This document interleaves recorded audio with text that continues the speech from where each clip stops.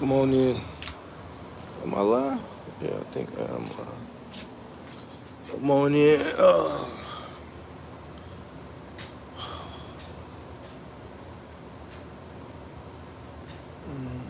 What up? What up? What up? What up? What up? What up?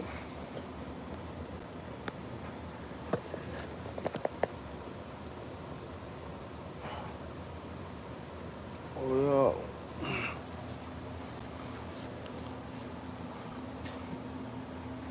Bill Bob, what up? Come on in. Come on in. What's going on? I was going to stream from the studio, but I didn't feel like dealing with all that equipment. So we'll do it this way. I wasn't going to stream at all. I want y'all to look at the title. Look at the title. Let me know what you think. Look at the title. Let me know what you think. Great Polo Costas, what's going on?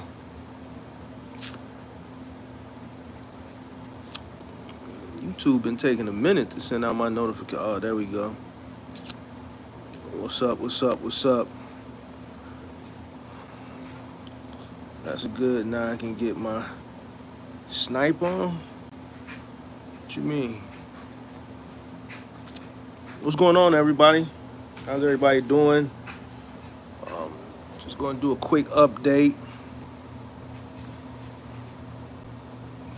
Hopefully y'all got a chance to look at the PPI report yesterday.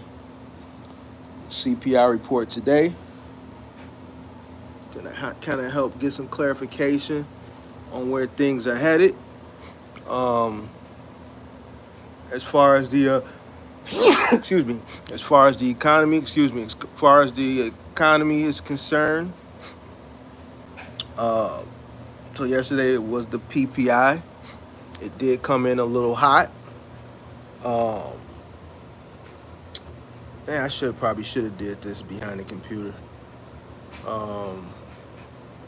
That way I could have shared my screen.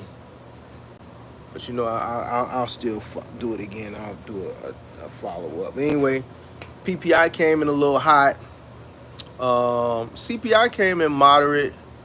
Some things went down. Some things are hot, but for the most part, it was moderate, which was good for investors. You saw a green day in the market across the board. But, you know, inflation is still where it's at. It's not really cooling. Actually, some sectors have gone up. So rates are going to stay higher for longer, which is, you know, leading to a possibility of no rate cuts this year. Definitely not 3, you know, definitely not 3. So, you know, if you're sitting around waiting, like I always say, and not trying to figure out how to make money, how to make extra money, then you're doing yourself a disservice. But come on in, make sure you guys hit that like button, and we're gonna get to it. 0 cuts mark coming out. No, I don't think we're gonna get no cuts. If we get any, it'll be just 1. If we get any, it'll probably just be 1. I don't think we're gonna get 3 like he originally said. Inflation is just stagnant. I see prices going up on things.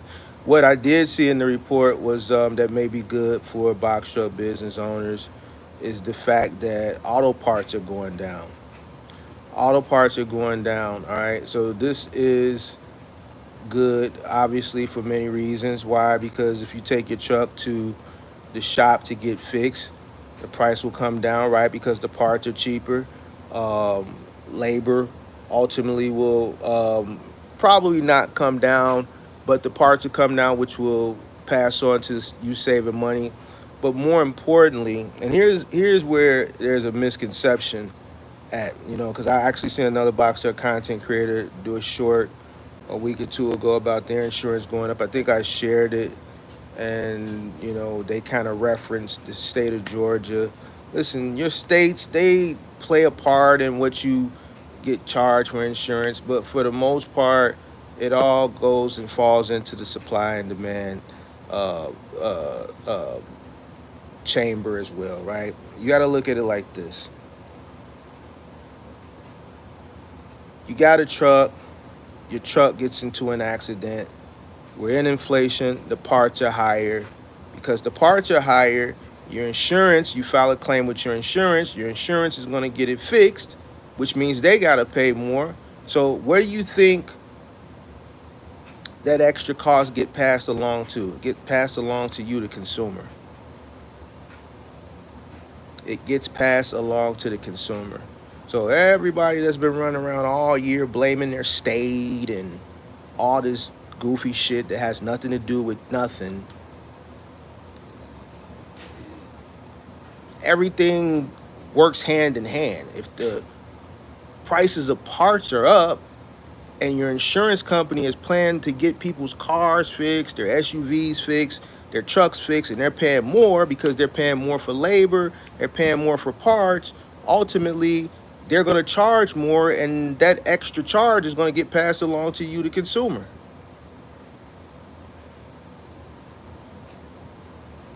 It's going to get passed along to you, the consumer, right? But with the CPI report today, auto parts are coming down. Um, they were down. I'm not in front of the computer right now, so I can't tell you. But that's good because now you may see your insurance maybe next year if you're in the middle of a policy, maybe even maybe next year, if not next year, the year after next, kind of retrace a bit. All right, so that's good news. It would be irresponsible for them to cut rates with rising inflation or even flat inflation. That CPI number is BS anyway. Yeah, it would be very bad if they cut rates right now. It would be very, very, very, very bad. All right. So I think they should keep rates where they're at.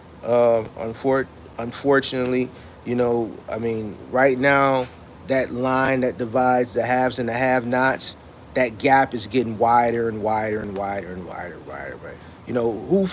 Who catches the brunt of what's going on right now the hardest? It's not the rich. It's not the poor, right? It's the middle class. It's the middle class. The middle class is feeling what's going on right now the hardest. I say keep rates high. Listen, if people don't stop spending, raise the rates. Raise the rates. You know, listen, listen. People got to learn to sit down. A lot of the people that's out spending money can't afford to spend it anyway. All right, living above and beyond their means. I had a conversation with someone earlier today, and this is a person who I kind of had a debate with last year, maybe like yeah, about last year, about a year, maybe a year and maybe about 15 months ago, 15 months to like a year and a half ago, and we just had a debate. We were debating on people. I'm like, man, quiet as kept, man. A lot of people that you think is really getting it, they got it, they ain't really got it. I'm telling you, they flexing. And he swore up and down. He came to me today. He's like, man, you was right, man. People was flexing, man. People was flexing, living off credit, had leftover PPP, this, that, and the third. A lot of people out here be flexing, man. They living above and beyond their means, and they need to sit their butts down. This is why the inflation rate can't go down. So, you know what, Jerome? Keep the rates where they at or go up. I'm going to be straight. I'm going to be straight. So people need to sit down. And even me, in some sense, I'm cutting back on some things. You know what I'm saying? I'm cutting back on some things. I'm going through. I'm gonna stop being lazy. I said one day this week I'm gonna stop being lazy. I'm gonna go through all my subscriptions because I'm subscribed to a lot of stuff that I don't even know I'm subscribed to. I didn't subscribe to some shit, forgot I'm subscribed to it. I see this shit come out in my bank account every month, and I say, all right, I'm gonna go unsubscribe from this shit, and I never do it. Right? So I'm gonna sit down and I'm gonna go through all the stuff that I'm subscribed to and unsubscribe to it. All right, I'm gonna cut back on some spending that I shouldn't be doing. All right, few things I want to talk about. So CPI, PPI report. I'm not going to deep dive into that because I'm not in front of the computer, so I can't really pull the numbers up and kind of go through certain sectors like I did last month. But I'll probably do that tomorrow, and then we'll look at the sectors that ultimately affect the logistics trucking business, and then we'll look at it if that's a pro or con, depending on where it went up or went down. But I do remember auto parts going down, so that is good for the sector because that will ultimately help lead for insurance to come down. Um, let's get into talking about because I did a live stream yesterday morning when I was on my way to the dentist, and the phone went mute and I was cooking and I didn't realize I was cooking on mute and y'all couldn't hear me, and I'm looking back and forth and it was still 150 people in the live, so I thought everything was good, but apparently I was on mute. So basically what I was talking about in that live stream yesterday morning when I was driving to the dentist um, was about uh, buying your time back, right? Um, a lot of the shit that you see on the internet when you subscribe to different, content creators and different influencers. I see my moderators working. Listen, check this out. Check this out. For all you trolls that like to come and troll out of nowhere when we go long form, listen, I got my moderators. They on the roof. They gonna snipe you. We doing all headshots.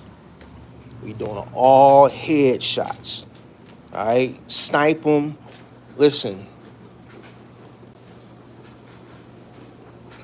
I'm gonna let the moderators snipe at their discretion. If you feel like a person needs to be timed out instead of sniped, then just time them out. All right, and then I'll allow you to use the length of the timeout upon your discretion.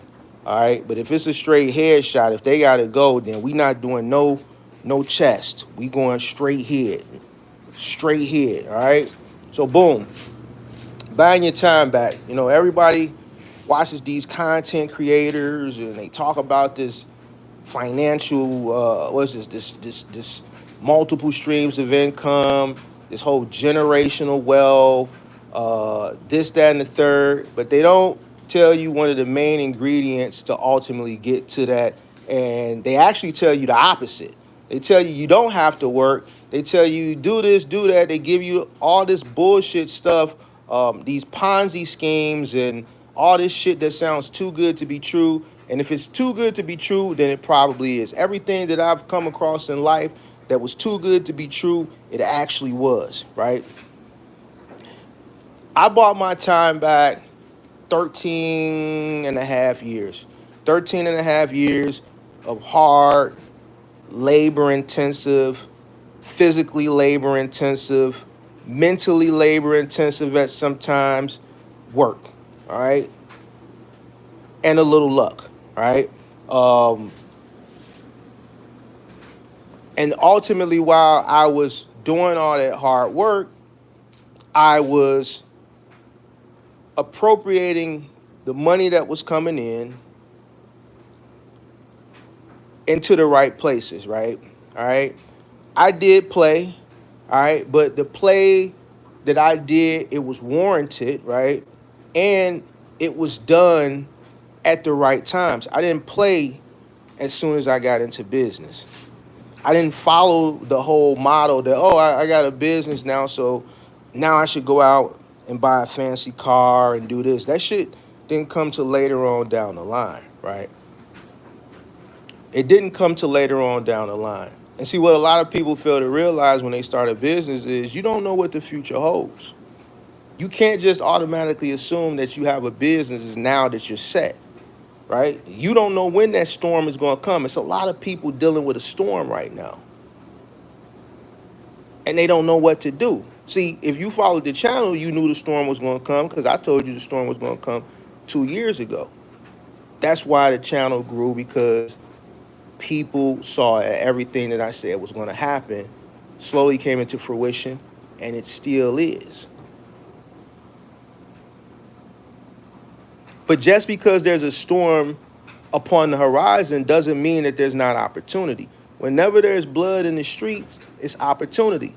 So I parallel that with what I was just talking about with the CPI and the PPI report.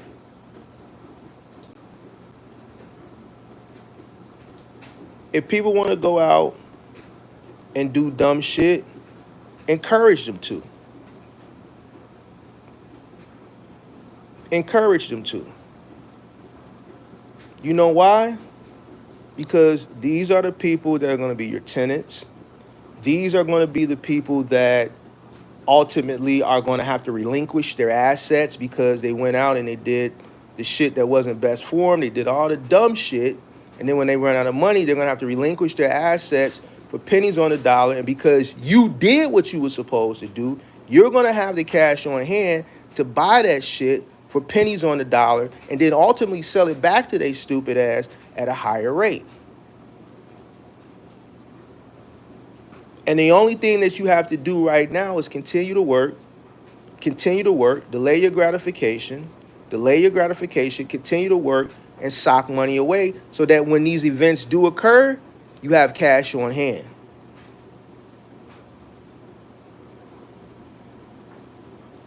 Now, I've been doing a lot of live streams from the yard. I'm messing around with these trucks um, because I was thinking about selling them, right? So that goes back to what I was talking about earlier, me just being lazy and I just got trucks sitting. There's people that wishing they had a truck, and hear me, I still just got trucks sitting, don't even go let them run, nothing, just sitting, right? So I said, let me stop being lazy. Let me go up there and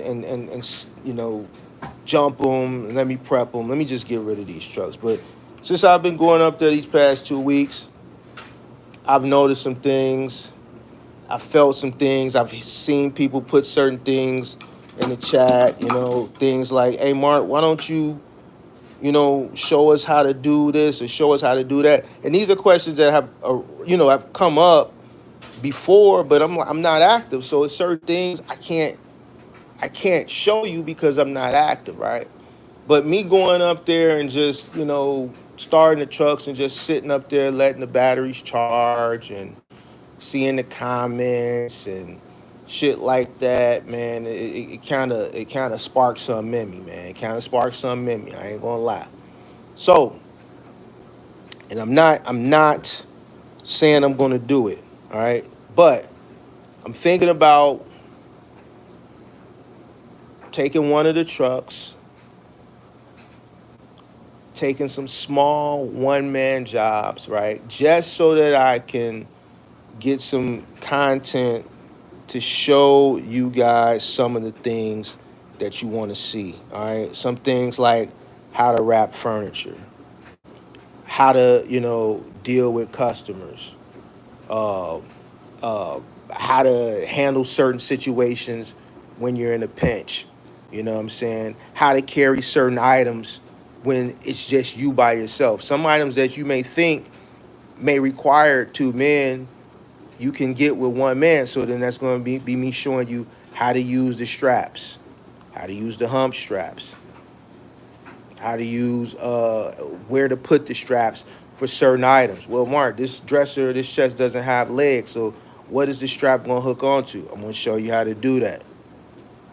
I'm going to show you how to possibly load a chest onto a truck and unload it by yourself. Gonna be some things. So I'm thinking about, you know, maybe taking a few jobs a week just to build up that content. Now I'm thinking about it. I'm thinking about it. So I'm thinking about putting that 45 on temporarily. All right. It's crossed my mind. So the process of doing that, one, since those trucks have been sitting, I decided if I do it, I'm gonna use three.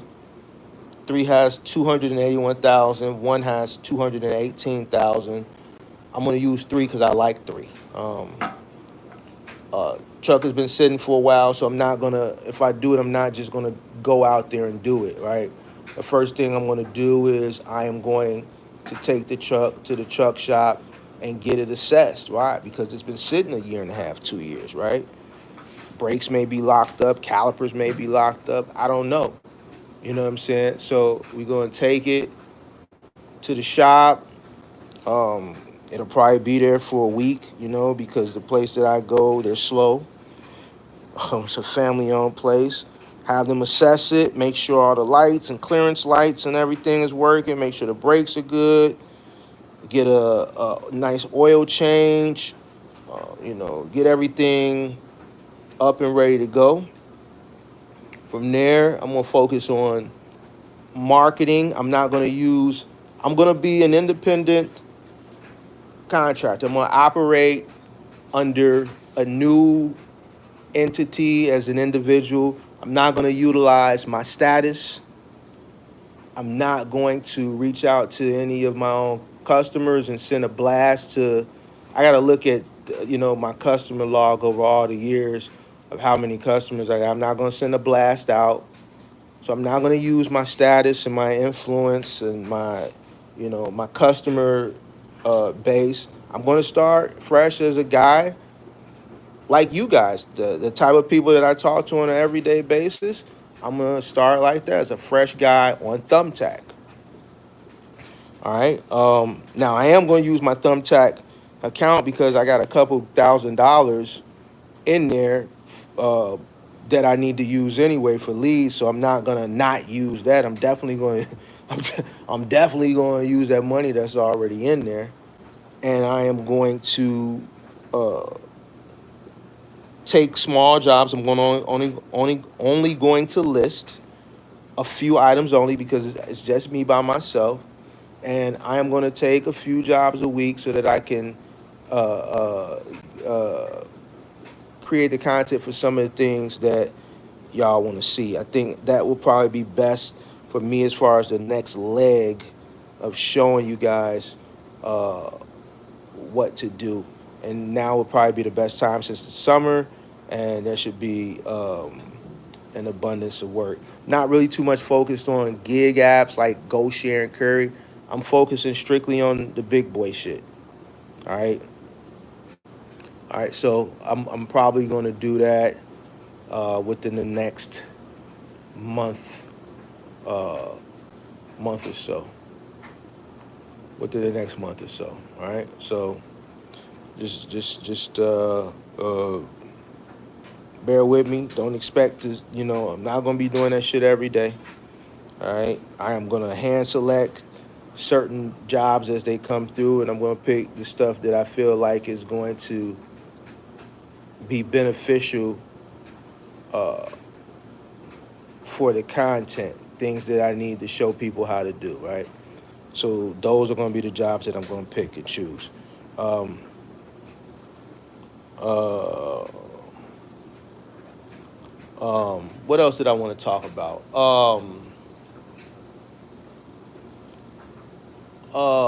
What else did it was something else. I was right on the tip of my tongue. It was something else I wanted to talk about. Um, and and and and here's the thing, because I saw somebody say something on another channel. Y'all already know who channel it is, and they said that, oh, my subscriber says, you know, the information he gives is one thing, but he's not out here. He's not out here. When people say shit like that to me, it's dumb. All right, I'm gonna tell you why it's dumb. The information that I give, right, in my studio behind my equipment is from years of experience. You don't need to be out here or out there to give someone or provide information based on years of experience, right? I've given some examples before. I'll give some now.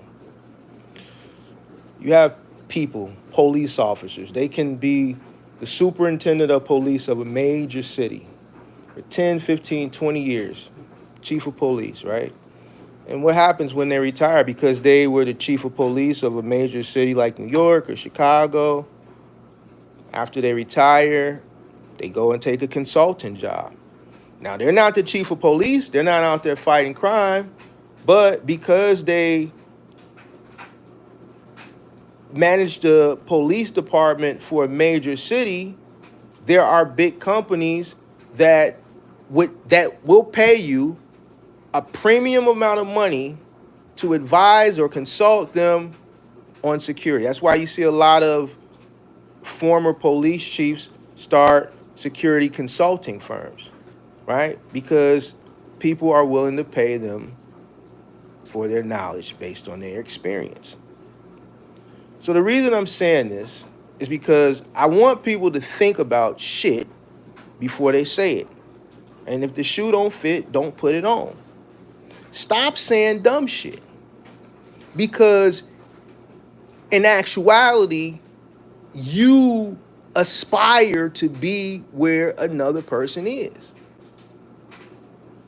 Because it's stupid. It's some of the dumbest shit I ever heard in my life. If a person has information, the information don't change. When I started, the same way that I got my DOT and my MC back then is the same way you do it now. Information ain't changed.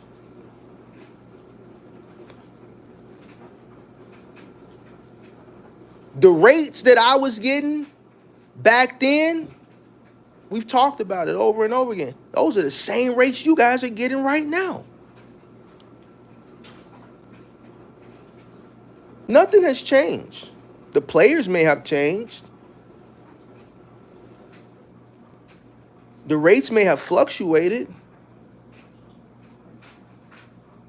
But the game is still the same.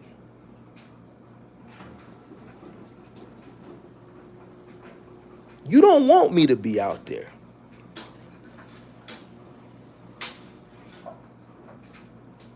If I came, individual that said that, not the content creator said this is his subscriber, few of his subscribers said it, and they probably watching. I hope they watching. You wouldn't want me to be out there. You wouldn't want me to be your competition.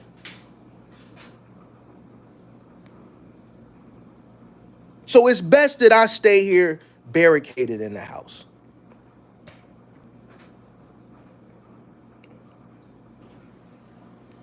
Because you would have less freight. You would complain that I would be the person that's taking cheap freight because I would be able to afford to take it. I would be your worst nightmare because I know what I'm doing.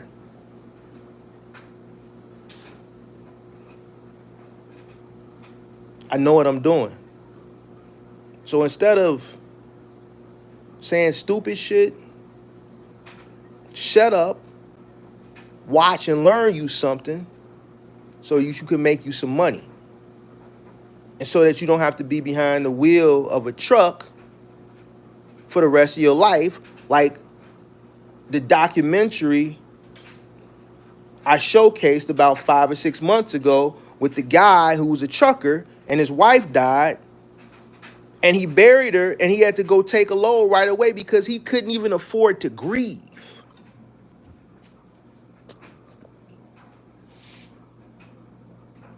Couldn't even afford to grieve. Wife died, had the service for her, and as soon as the service was over, had to get right back on the road. Couldn't afford to grieve.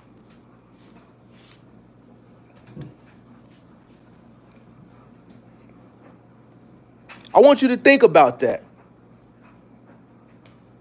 You worried about a guy who you constantly say, man, this dude's always in the crib. Your content creator, your person you watch has been here. It costs a lot to sit in the crib all day.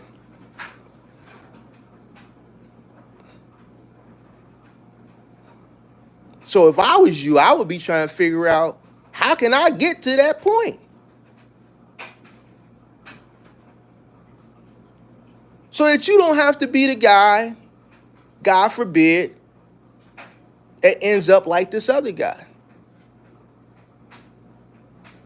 How many times have I invited people up on my channel, whether it's for the call-in show, testimonials, drop the link, and I've asked people, what are your expenses? What are you spending money on for your box truck business? Here we are, over 2 years in of me being on YouTube, and still no one has ever said health insurance. No one. I'm still waiting. The first person that says it, they probably gonna lie and say it now because I'm saying this shit now. But I would hope people would be honest. No one has said health insurance.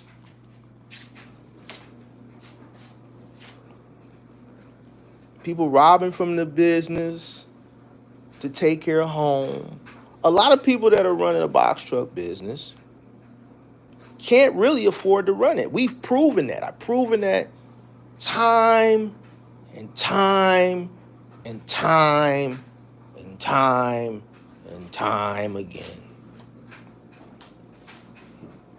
You worry about the wrong shit. Yesterday, and they're in here, I'm pretty sure both of them. I saw Great Polo. One guy is in a box truck. What's the load capacity? No one knew the answer.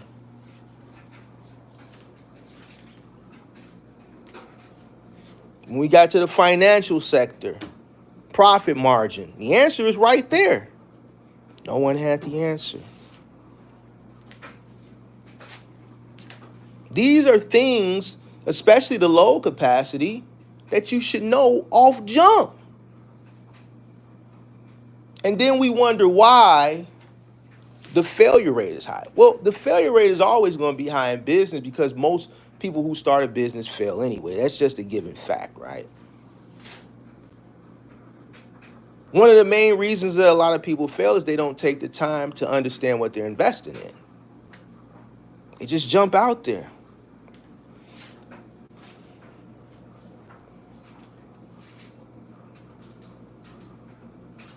And knowing what you're investing in versus not knowing what you're investing in is going to determine if you are going to succeed or if you're going to fail.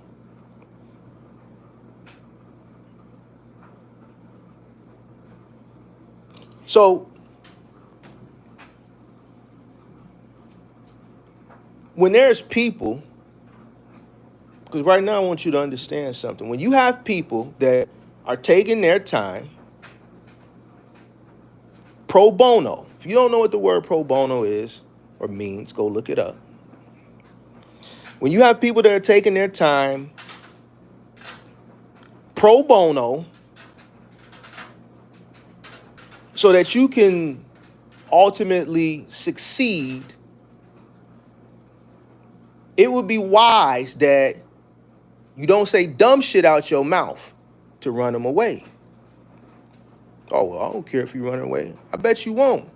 But then when these people leave, and I'm speaking not just for me, I'm just speaking in general for anybody that provides their time pro bono to educate people so that they ultimately can be successful. It'd be different if people, and I'm speaking in general, I'm not speaking just for just, for me. I'm speaking in general because I want people to understand this shit.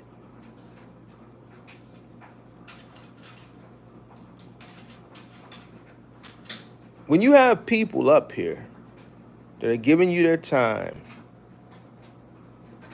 you should appreciate it. Because I guarantee if the most valuable people in this space just one day decided to shut their computer off and disappear, you would miss it. You would ultimately miss it.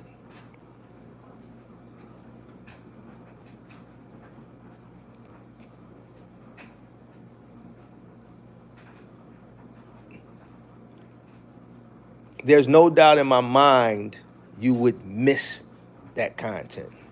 You would miss those educational sessions. My content ain't mostly centered around box trucking. My content is primarily centered around business. Box trucking is easy.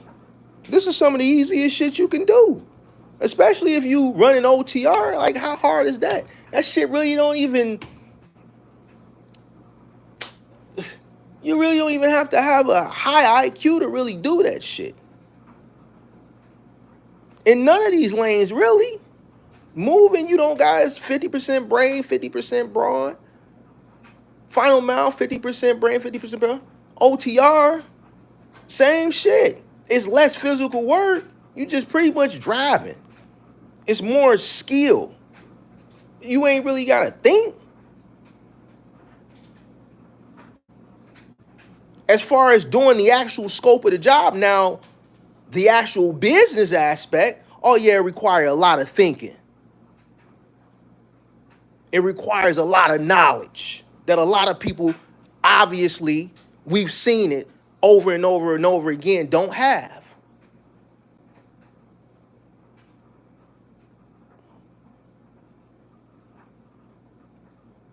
Be worried about the wrong shit. The money that you, nothing. I ain't gonna say that. I'm gonna chill. I'm gonna chill. Box trucking is easy. Real easy. It's simple. People make it hard. You make this shit hard. How am I doing a game show? And the easiest answers, the shit that's people should be known. People should know. Why is it that no one has health insurance? Why is it that no one says, oh, they got a solo 401k or Roth? Why isn't certain things being delayed so that you can take some of that profit or have your business invest in some of the things that are going to secure your future? Ah. Now, for the people that was here 20 minutes ago when I started this rant, now you see where I'm going. Some of the people didn't stick around. How can you have generational wealth, early retirement at all, if you're not taking money or appropriating money from the revenue that's coming in? It's your business, so your business should be paying for it. You're not appropriating funds for your future. How do you expect to get this generational wealth and this retirement period? You'll never get it, right? Never. You're gonna be just like that guy in that video whose wife passed, and he went to the service, and as soon as the service was over, he went right back on the road. I want that shit to settle in y'all head. I think we're gonna re-review that video. We're gonna re-review that video because I think that shit need to sink into some people's head. Imagine, God forbid, your wife dying and you can't even grieve. You know why? No bereavement. You your own boss. So you ain't got no bereavement. You're not putting money aside because you're misappropriating funds. You're living beyond your means. You're not delaying gratification. Listen, you chose to get in this business. Nobody chose this for you. Nobody put a gun to your head and said, hey, you're going to get into the box truck business. And this is what you're going to get from it. So this is going to be your life. The money that's coming in, you better either do what you're supposed to do with it or fuck it up. Nobody forced you to do this. So if you came into this business and you did the proper research, you should know what the average box truck business owner that's running a solo truck, no matter what lane you're in, is making. And then you have to allot for the things that are priority first. People ain't doing that shit. People ain't doing that shit.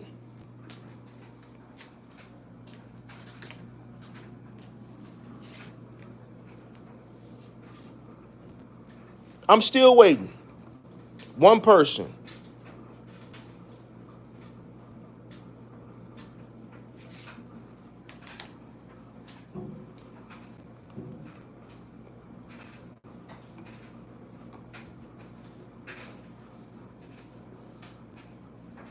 It's not just about the easy way. That's part of it. Another part is people do the shit the wrong way. The way you start is the way you're going to finish. You start bogus, you're going to end bogus. You start right, you're going to end right. Unless you fuck it up somewhere along the way.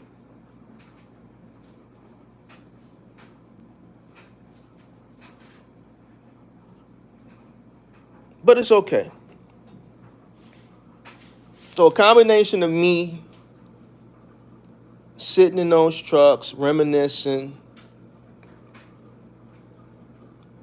having an ample amount of time on my hand,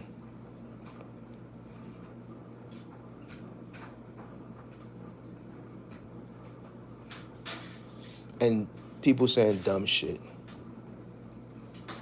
I'm gonna come out a few times and I'm gonna show you how to get this money. I'm gonna show you it can be done. I'm gonna show you how to do it. I'm gonna show you it's possible. You're not gonna see me complain. Yeah, well, Mark, you ain't gonna complain. You already got money. Well, that's not the point. I'm gonna show you that a person who does it sparingly can make great money doing it without even trying to do it. I'm not going to do what's easy. I'm going to do what's hard. See, I'm going to go where the money is at. If I have a tool, see, you call it a box truck, you call it an asset, I call it a tool. It's a tool. I'm going to use my tool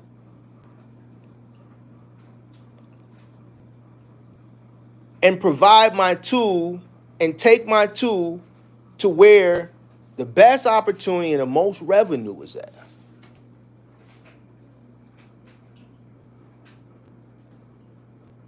I'm going to do labor and make more money on a shorter time span than spending more time to make less money. I'm going to put my gloves on. I'm going to put my steel toe boots on. I see these guys running around here with their sandals and their, what are those shoes called? And you can put them in sport mode and shit like that, driving box trucks with these fucking, what is those shoes called? Mules or clogs or, damn, what's the name of them shoes? I got this shit on the tip of my tongue. You can put them on sport mode when you put the strap on them. What's the name of those shoes, man? Crocs. See people out here in their Crocs and shit. I'm gonna put my steel toe boots on. I'm gonna put my Dickies on, and I'm gonna show you how to go get this money. I'm gonna show you how to go get this money, man. So, Crocs, man. Yeah, listen, I don't wear Crocs. I don't wear Crocs. Listen, I don't wear no shoe that ain't got no shoestrings, and I'm gonna tell you why. See, when I see people, check this out. See, where I'm from, the only time you wear flip-flops and sandals and shit like that is when you in the house, right? All right? Or if you're on vacation. In order for me to wear sandals and flip-flops outside, I don't wear sandals, but let's say flip-flops, like some Nike flip-flops or some shit like that, I'm either in the house I'm on vacation on an island at an all-inclusive resort. I'm far, far away from Chicago, all right?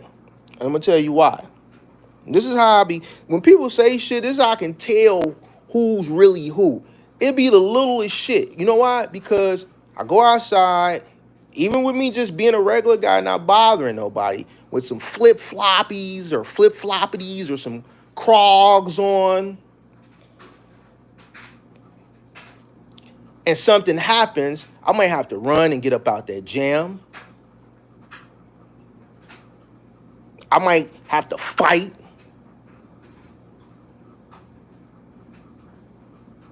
So I had to be prepared. You're going to never catch me outside with nothing that don't got no shoestrings in them. Never. I got to stay TTG. So when I be seeing these cats outside walking around with their little flippity flops and they crogs and shit, I be like, oh, he ain't. I see him in the trucks. I'm not never finna drive no truck with no flippity flops and no crogs. What happened if a pallet, you walking and you step on a nail, or you accidentally walking and kick a pallet with your toe or some shit like that? And these guys be content creators. You gonna see me with them Red Wings on. I'm gonna show you how to do this shit the right way. From the attire all the way to the customer service. I'm not wearing no crogs, man. What about Velcro shoes for people with diabetes? Well, Kelvin, you from Chicago, so you should know better. Don't ever come out the house without some shoes that ain't got no that ain't got shoestrings. You never know what might happen. You might have to get out of the gym. You might have to run. You might have to fight. Anything. You got on some flippity flops. Man, you just fool. You know better than that. You from the crib. You from the crib. Don't let me catch you outside with some flippity flops on. Oh, Crocs. I'm sitting up here calling them Crocs. Whatever. I'm saying Crocs. Moving appliances. Hey, if somebody calling is something that can be done with just me, yeah. So obviously I wouldn't be able to move one, let's say, out of a house. But if it was one in the garage already and was going from a garage to a garage, or let's say from a garage to a storage unit, or from a storage unit to a garage, then yeah, I could do that by myself. That ain't no issue. And that's what I'm saying. It's jobs like that out here that could be done. If no one knows you don't exist, you'll never get the opportunity to do those types of jobs. There are plenty of jobs that you can do that only require one man. You got a box truck, your opportunities to make money are endless. I don't know why so many people be complaining about this. Oh man, it's too slow. All this shit. No, it's not. You just don't know what you're doing. Let's see. Let me go look at some of these comments. All right, I'm done talking shit. I'm loving the content. It's great seeing other black men being positive and making moves. This is a business channel, not just about trucking business. You are absolutely correct, Ben. You are absolutely correct. I see they blocked a lot of shit. I've been asking that from day one, and no one has given me the answer. What question? What you been asking? D. Jenkins, I need to ask you a question. All right, shoot away. What's your question? If you're still watching, D. Jenkins.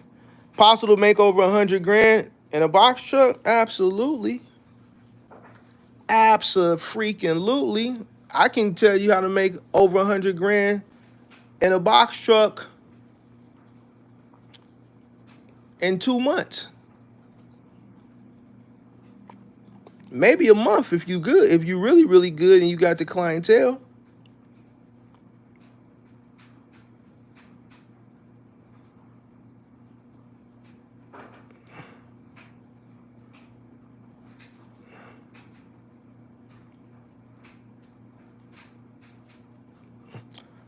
Okay, Axel, I'm capping. Let's put a wager on it. I believe you will pay. You will pay me, right, Axel? Because I can prove it to you. Yep, you can actually do absolutely make that in the moving industry in 1 to 2 months. Abso-freaking-lutely. Abso-freaking-lutely. Abso-freaking-lutely. You want me to tell you? Because I've done it. Nope. I get a call today. Hey, Mark, I need to move. It's last minute. My job's paying for the move. I'm moving to Silicon Valley in San Francisco. I got a 2 bedroom apartment. It needs to get moved there expedited because I got a 1 year old, so I can't wait the 15 to 30 days normally that a cross country move would take for me to get my shit over there. I need all the little things for my 1 year old. Can you do it expedited? Well, before we even look at anything, to go to Cali, before I even look at it, that's 20. My job's paying for it. They already gave me a $40,000 budget to move. I go look at it, that's a quick 25,000 right there. To run from Chicago to California, that's 25.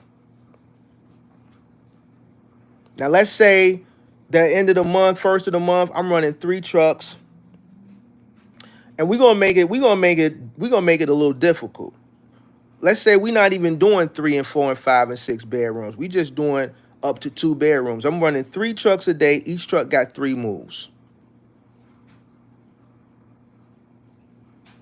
The average move is about 200 an hour. Some of them might be three, depending on what floor they're going to. We just going to average them out. We're going to say $200 an hour plus a $150 truck fee. Let's say the average move takes 4 hours.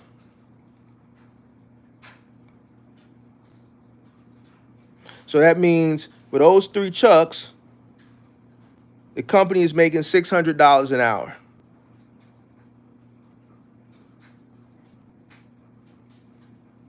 So for those 3 moves that day, 6 to 18, 24 times 3.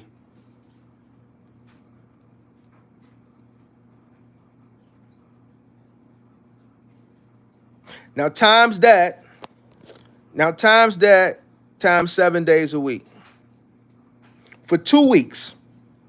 Just for 2 weeks. The first week and the last week.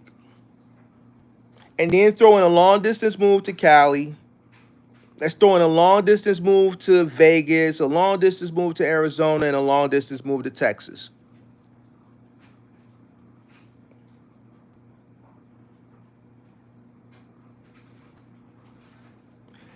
Now, look at the examples that I gave, and then look what Axel put. Now, this goes back to what I was saying earlier before he came in. So he didn't hear my spiel about people saying shit out their mouth that don't make sense.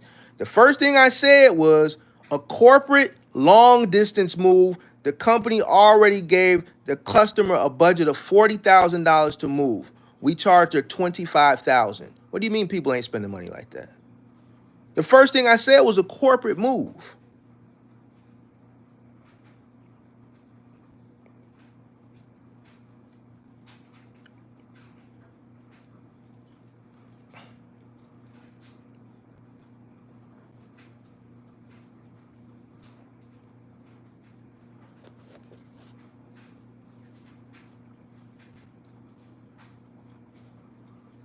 Now I tell you where you can't make $100,000 in that time period. You can't make it doing expedited in a cargo van. Now that's a fact. You can't make that type of money in that time period with the cargo van. You can't do it. You can't do it. You can't. In my lane, you can.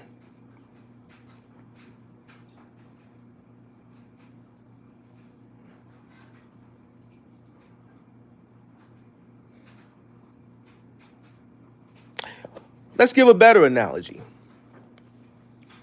I'm gonna really mess you up with this one.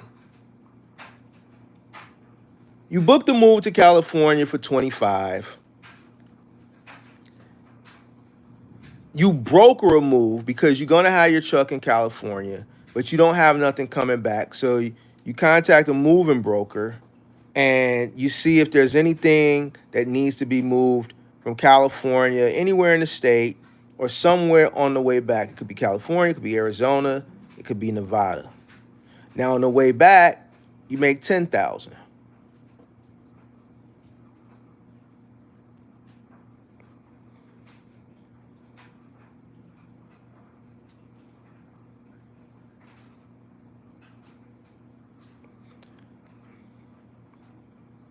So now round trip made 35,000.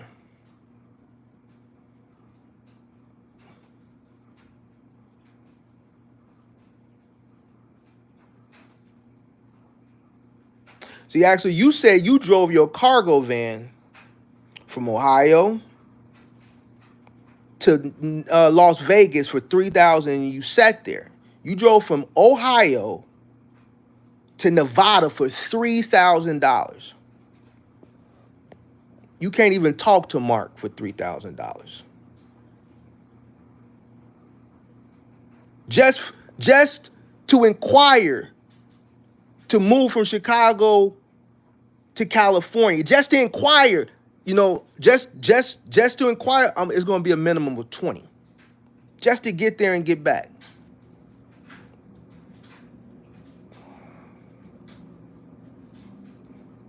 See, it's a different ball game with moving. That's why he quiet. That's why he quiet. You got people in the chat confirming it. 17,000 from Cleveland to Texas. Exactly. Moving is different. It's not like that expedited stuff where you're dealing with these brokers and you're running for 60 cents a mile and all that stuff. And I mean, that's fine if that's what you want to do, and I get it. But moving is a different ball game. You call Mark's company, you give me the parameters, you give me the scope of the job, I give you a price. A move from Chicago to California is not a whoom, bam, thank you, man. It's going to take a couple of days. A couple of hotels, per diems, fill-ups, the labor, the fuel cost, mileage cost.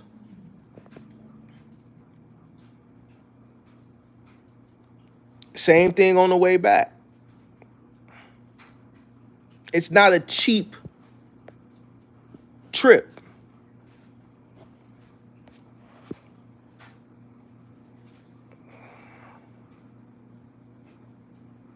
Are you loading and unloading people? Of course. The stuff got to get on the truck. It's got to come off the truck. Of course.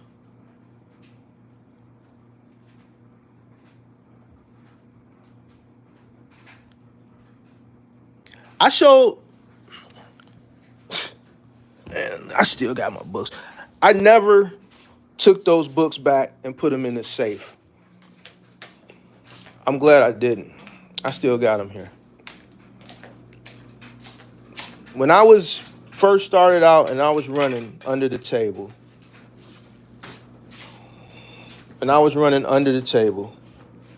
many, many years ago, before I got licensed. Hold on. Man, I put this on a charger. Hold on. All right, so this is, hold on. If y'all can see this, this is before I got licensed in 2013. Marks, 2012. This is for 1 month. This is an unlicensed mover for 1 month. For this book, 1 month, June 5th. So a month and a half, $61,388. Month and a half. Now this is a guy who doesn't even own a truck, who's renting trucks.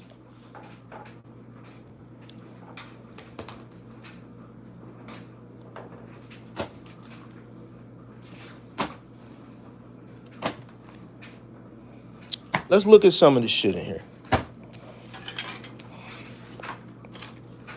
Let's go through some of this shit. What is this guy talking about? This guy probably ain't made 60,000 this year.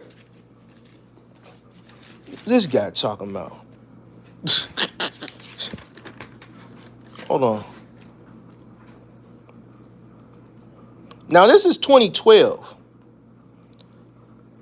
This is 2012. All right. 6/22/2012. I ran 2 trucks this day. Truck 1 had 2 jobs. Truck 2 had 2 jobs. All right. Truck 1's total. This is 2012. Total for that truck. This is what each guy got paid. That was payroll. Your receipts are stapled to the back for receipts or whatever was spent. This is what I made that day. Now, mind you, Dre, Aaron, and Sean, Dre, Aaron, Suge, Sean Headley, Suge, Sean Headley. You don't see my name anywhere on here. So that means I wasn't on either one of these trucks that day. I made $1,082 that day.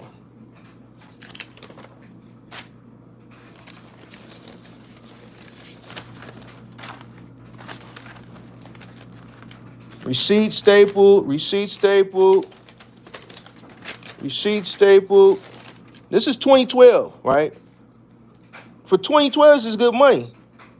6/26/12. This truck had 1 move. It was 9 hours. Now, back then, I was charging $100 an hour for 3 guys. Remember, this is a long time ago. Total for the move was $911, which is to get a 9-hour move in 2024 for $900 is a steal. This is 2012, which was great money. Dre got paid $117, Sean got paid $108, Helly got paid $108. That was my payroll. This is what I made off this truck. Let's see. This receipt might be old. This is a fuel receipt. Let's see what it says here. Yeah, it's kind of faded. Let's see. Yeah, I can't really see what I put. But normally I would put the fuel on here. Or maybe I deducted it, I don't remember. But I did staple it to the back. Hold on. I think I can see it a little bit.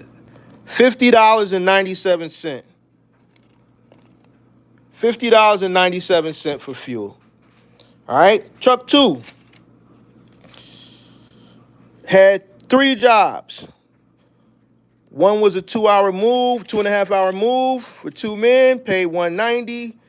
Second job paid $150 because I was charging $75 an hour for labor back then. $75 an hour, all right? So if it's 2 hours, $150, that's $75 an hour. 2.5 hours was $190. They did their last job. This truck did 3 moves that day. I wasn't even charging the truck fee. 6.5 hours, $493. That truck made $833. The labor pay, Suge got paid $143, 40, $130. After payroll, $558. You total that was $1,136 minus $50. Only 1 truck needed gas.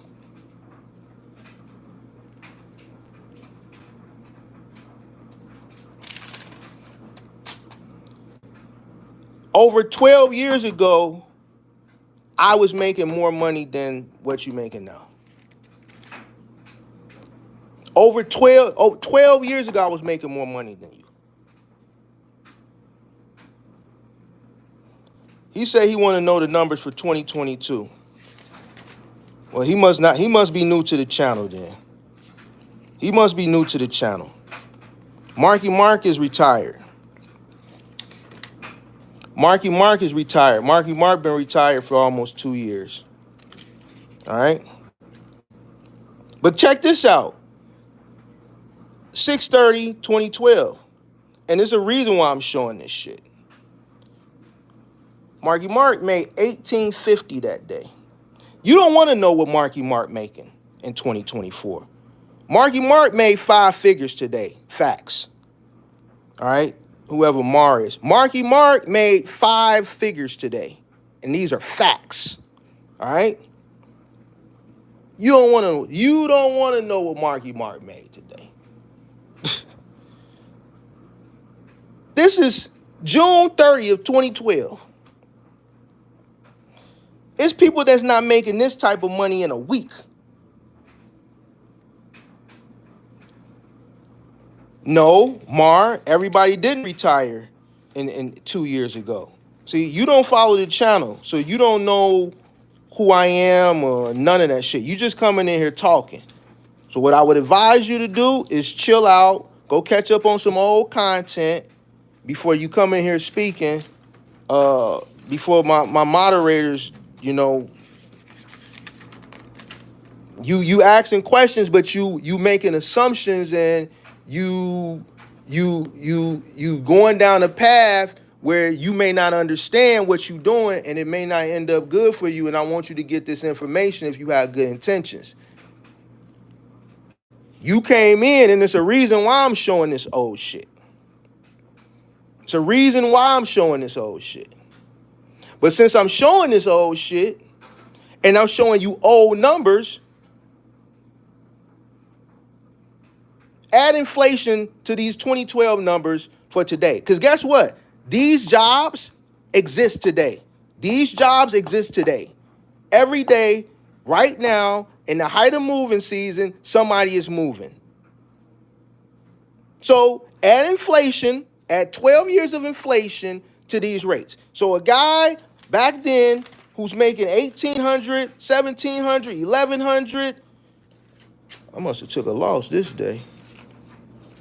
Why is this like that? Oh, let's see. Yeah, I took a loss that day. Something happened. 1,000, an average of $1,000 a day.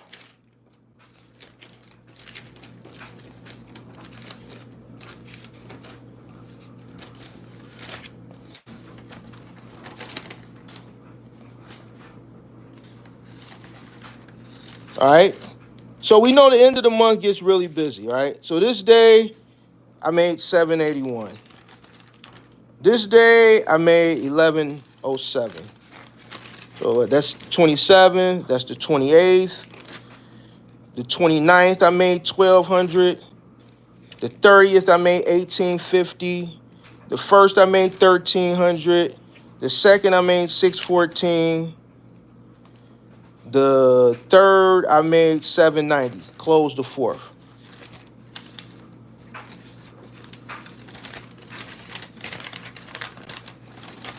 What is this?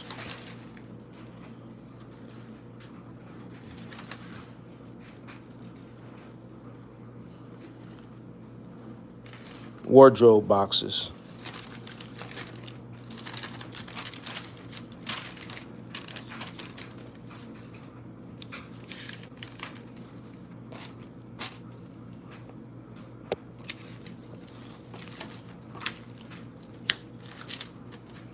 Let's go to, let's run the last week of July. July 27th.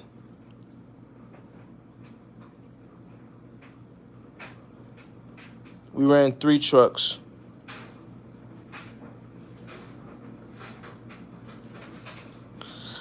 Truck 1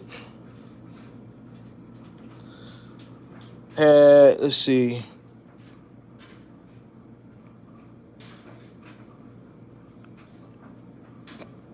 truck 1 had 2 moves.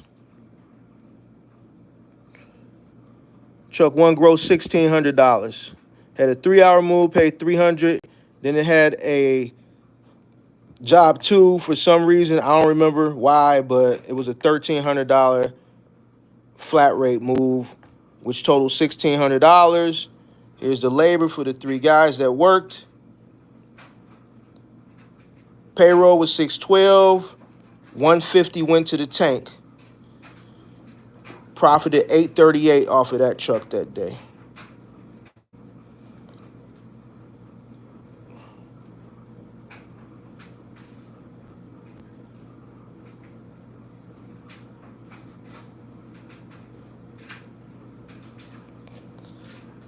Profited $298 on this truck this day.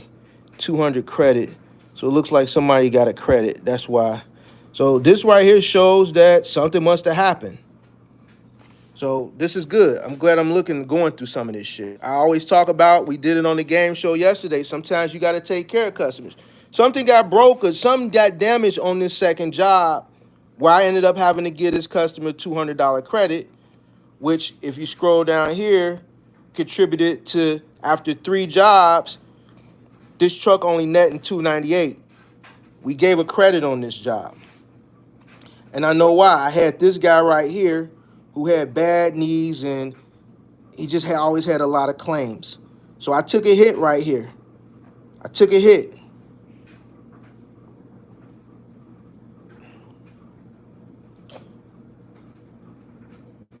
I took a hit on this job.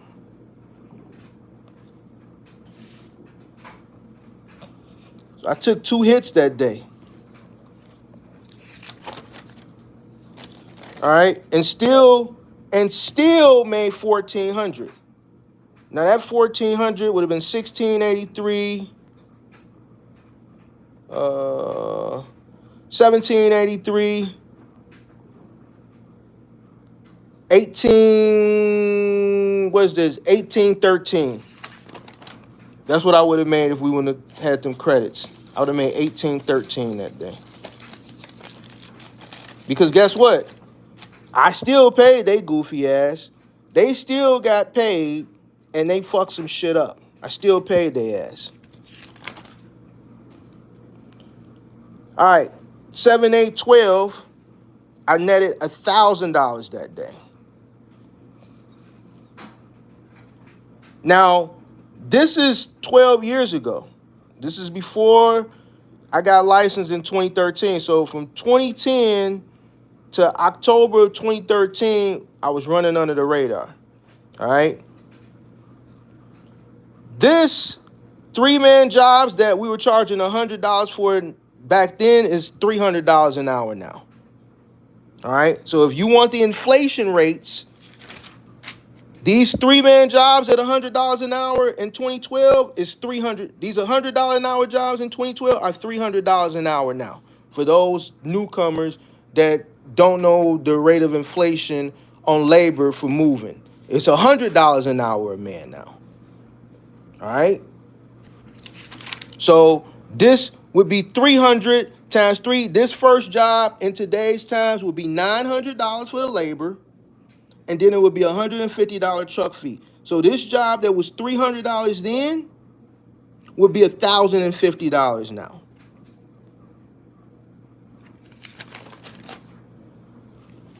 All right, so the next day, I ran 3 trucks.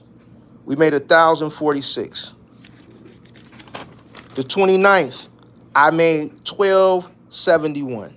This is after payroll. This is after fuel. 7:30, I made $1,529. 7:31, I made $1,867. These are consecutive days at the end of the month. I'm showing you guys to show you this. The first week of the month, the last week of the month are going to be your busiest days, your busiest weeks for moving, from April 1st through September 30th. All right. The 2 middle weeks, you should have consistent work, but it's going to slow down. It's going to be odds and end jobs. You make the bulk of your money for the month, the first week and the last week of the month. Why? Because most people's leases end usually the last or the first day of the month. That's when you run up your money. The middle 2 weeks is when you push all your long distance moves to. You push your long distance moves from the 10th through the 20th. Give yourself some time to run the road during those slow periods. You don't want to move a long distance move at the end of the month because you need that truck locally to do these types of numbers.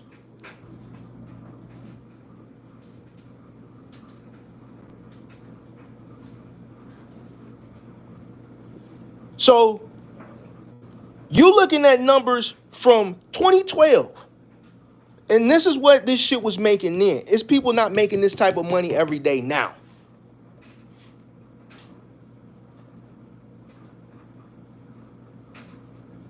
And this is impromptu. Axel came in here talking shit. This wasn't playing. He talking shit. Let me go pull out some receipts real. Mark don't pull out receipts. Mark don't pull out receipts. Either you gonna take what I'm saying at face value or fuck it. I don't give a fuck. No, either way, I don't care if you see receipts. I don't show receipts because you want me to show them. I show them if I feel like showing them. And tonight I feel like showing them. It's people now ain't making this type of money consistently every single day, net. Every day. Now you add inflation to that. 12 years inflation. This is easy $3,000 and $4,000. This is $4,000 today.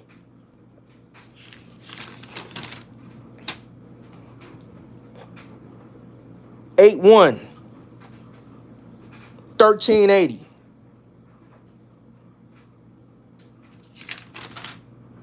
$8,200. $941. Now watch, it's gonna start slowing down because we went through the last week. Now we in the first week. You're gonna see it start to slow down. 8,300. Netted $921. 8,400. $758. 8,500. Now it's slowing down. 217 only ran one truck that day. 8,600. No work.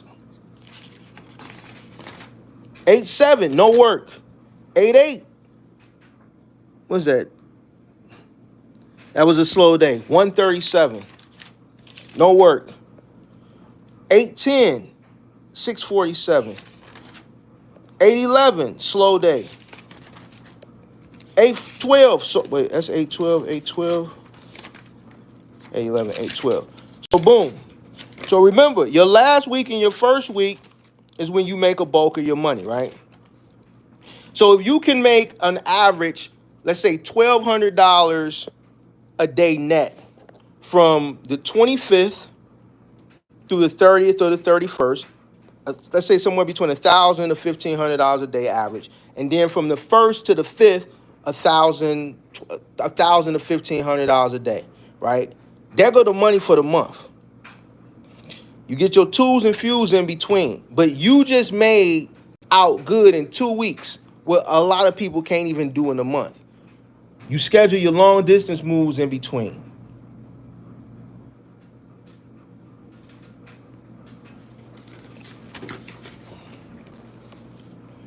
And once again,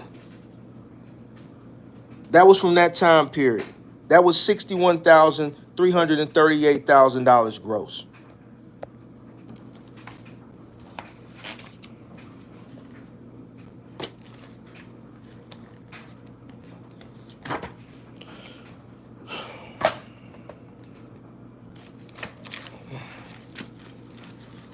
Let's look at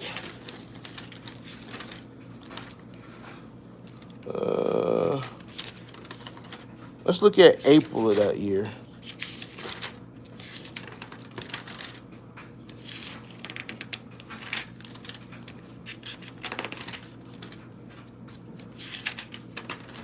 Somebody said, "Tell them there's no work." I don't know where you working at, saying it ain't no work. There's plenty of work. Maybe it's not no work in what you doing. There's plenty of work though.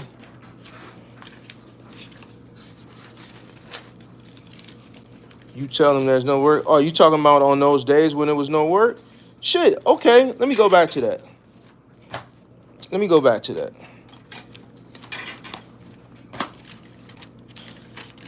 let's go back to that. So you always gotta like say shit to people and shit. So let's say you got guys that run from the 25th through the 5th. July, average 85, 90 degrees. Eventually, you got to give them a time off. So if they run consistently for 14 days, they deserve them days off anyway. If I got guys that are running 14 days straight, doing 2 and 3 bedrooms, or 1, 2, up to 2 bedrooms, I'm sorry, up to 2 bedrooms, running up anywhere from 1 to 4 flights of stairs, 3 times a day, for 14 straight days, then those 3 or 4 days that it was slow or that it was no work after the end of the month, first of the month, moving rush are warranted. I need their bodies to heal up and rest. We done made the money. I made 20, 30 grand.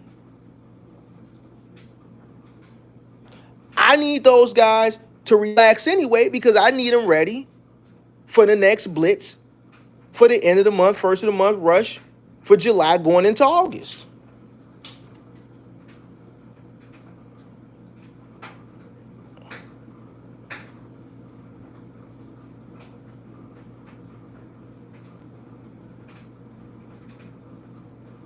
Did they make enough for that to hold them on? I don't concern with what they make. Yeah, they made, but check this out.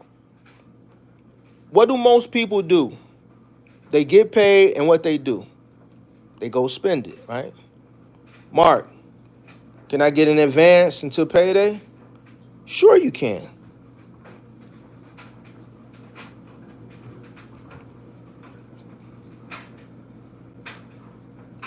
And when payday come, they got a smaller check. In the moving industry, you're dealing with illegals, you're dealing with felons, you're dealing with an individual, and I'm not like being harsh or being cruel. This is facts. One thing about this channel, I'm not going to sugarcoat shit. 90% of the people that worked for my moving company were felons. A lot of the people that do this type of work aren't financially literate. They take the money, they get paid, they go buy them a pack of squares, they go buy them some drink, some beer, or whatever it is they drink, they squares. They go to the casino and gamble. Whatever it is that they do is what they do. They're not. Let me see, Dre. I had one guy that came to me, and he was the guy, if you pay attention, if you look at a lot of these days that I showed you, you see one person consistently, right? In truck 1, that guy right there, Dre. Now, this is a guy that I'm into it with. In today's time, me and him into it. I can't go into details, but you know, when he was straight, when he had his head on straight, this guy was a worker every day. He would run those 14 straight days, all the way through. He's there every day. Every day. He's on truck 1. You see him every day. It's a reason why. You see him every day. Every day. You see him. He came to me, look, I'm getting married.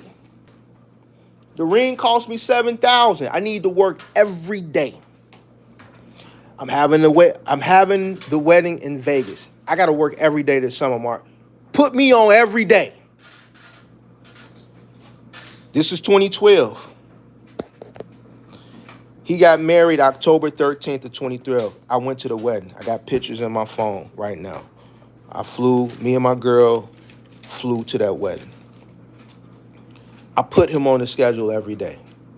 He delayed his gratification. He worked really hard. He made money. He made the tips, right? Because movers get paid really good in tips. Not only did he buy his wife that wedding ring for $7,000 by the end of the summer, he also covered the cost of the wedding at the Caesars Palace. You have some people that will delay their gratification to do what they need to do, And you got others that's just going to fuck their money off and smoke and drink and party and gamble. In this time period, what they were making was good money. You figure the average mover, when you look at what I was paying them that day, you may look at, okay, that ain't no money. That's no money in today's time. But for this person to make 120 that day for, let's see, two, that's 6, that's 8, that's 9.25 hours, right? He probably made another $100+ in tips. So he walked away with $200 and something dollars. So let's say he averaged $200 a day, right? He did that from the beginning of the moving season to the end of the moving season, paid off the ring and paid off the wedding. Where I had guys like this guy, you guys heard me talk about Aaron before the drunk, who he would get paid and he would go drink all his money away. He would drink his money away. He would save his money because he had a plan. So that all depends on the individual. That all depends on the individual. All right. Now,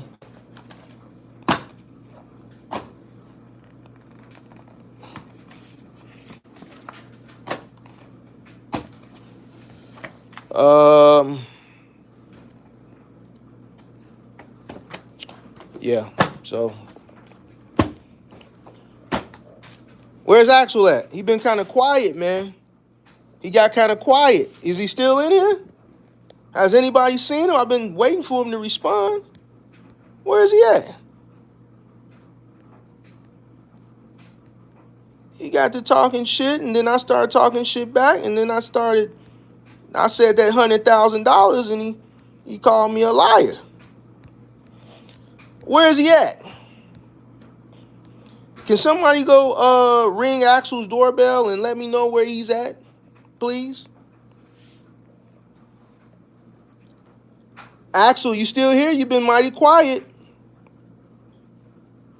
You've been mighty quiet, Axel. Listen.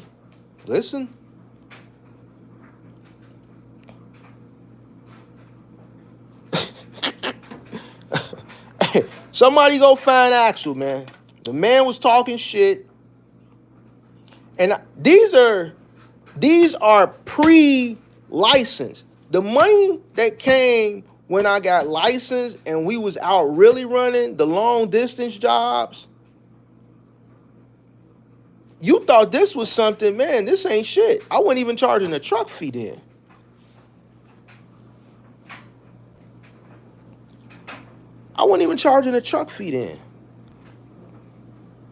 Somebody said they wanted the 22 numbers. The 22 numbers, before I retired, we was charging anywhere from $200 to $300 an hour in 2022. A minimum of $150 truck fee, depending on the size truck. If you was moving from a third floor, you was paying a minimum of $225. If you was moving from a third to a third, you was paying $300 an hour. So there go your 2022 numbers. Who are the mods blocking?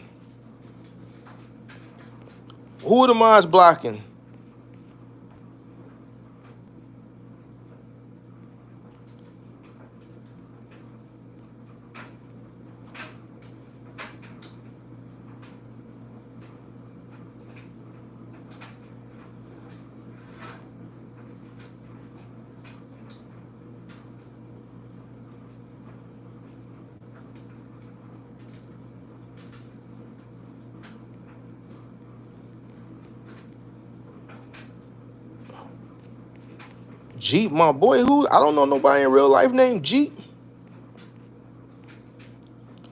Jeep, my boy. Hold on, let me go see.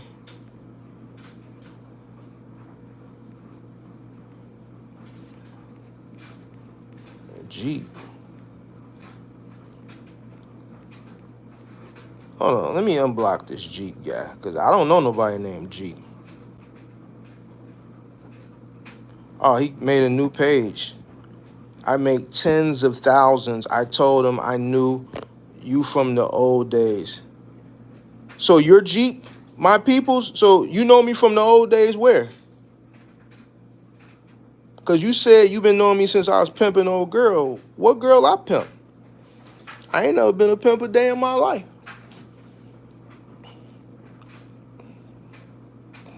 P-O-P-I-P, you looking at me. So drop off that paper though. If you really wanna with a young Mac Daddy. Just cause I'm from Chicago don't mean I'm a pimp. If you listen to some do or die, some pole pimping, and you just want to associate everybody from Chicago with pimps because of Don Juan and do or die and Minister Seymour and all that shit. Nah, I'll listen to some pimp. Do you want to ride with me? I'll sing pole pimping for you. I think I'm ready to get my pimp on.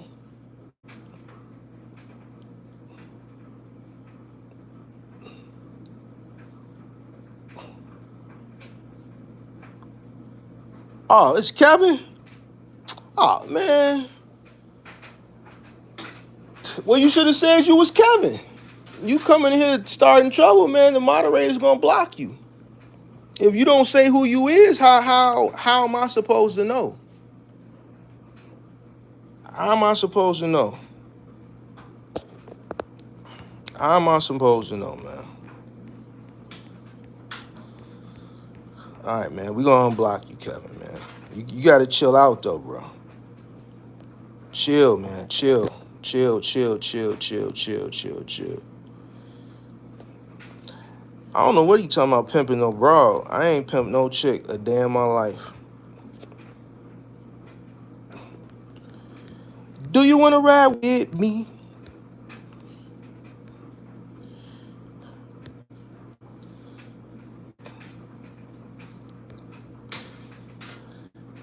I know Mark from the streets. Let me find out you out there gorilla pimping, man. I don't know what he talking about, man. I ain't never pimped no chick.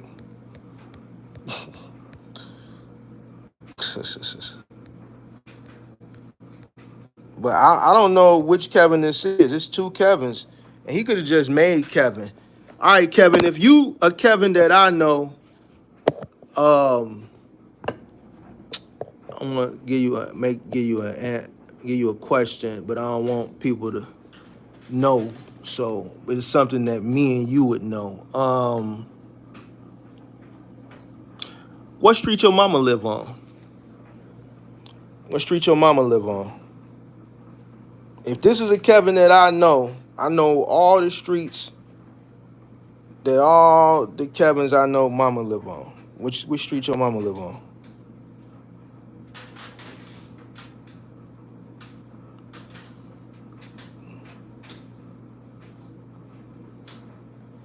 Anybody find Axel yet? Still waiting on Axel to come back.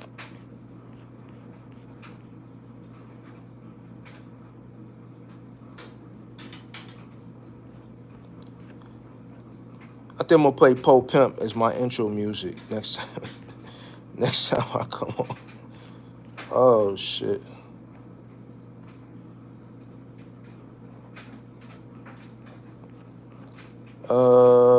Let's see.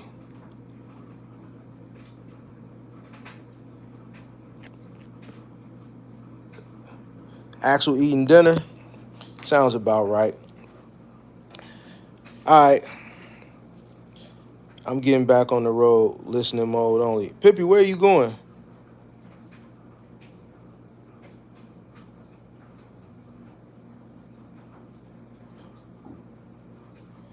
Cheech says, can we see the license numbers?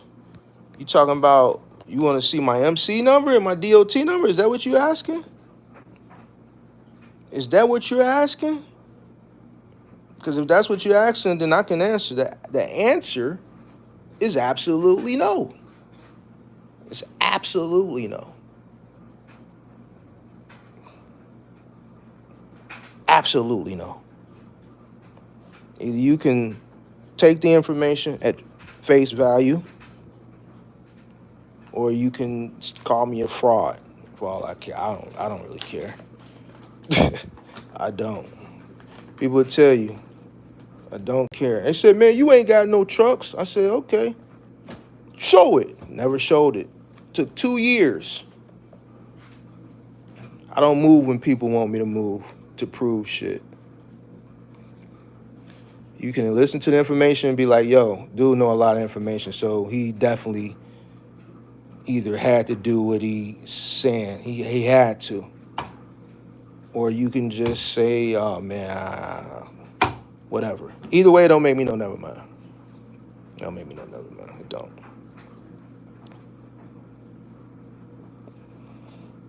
Yeah, it's public info once you put it out there. Earnings from license year. Oh, you talking about my license year. Okay, so the first year I was licensed, I made a little over an M gross. I made a little over M. I've actually showed my taxes. Now, I did it on two live streams. I can't remember which ones. I know one was last year and one was earlier. No, one was late last year. They both were last year. One was earlier part of last year, and then one was probably like sometime during the fall, sometime between September and November last year. All right.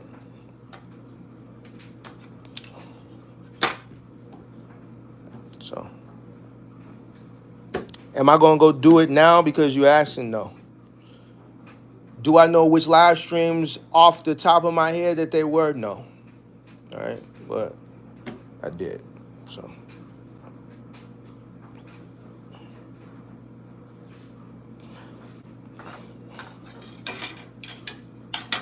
Making $1 million ain't hard, man. If you got the trucks and you got the manpower, that shit ain't hard. I don't understand why so many people think like that's like a feat or something like that. Like, um, to make $1 million, first thing you need to do is focus on making $100,000 a month.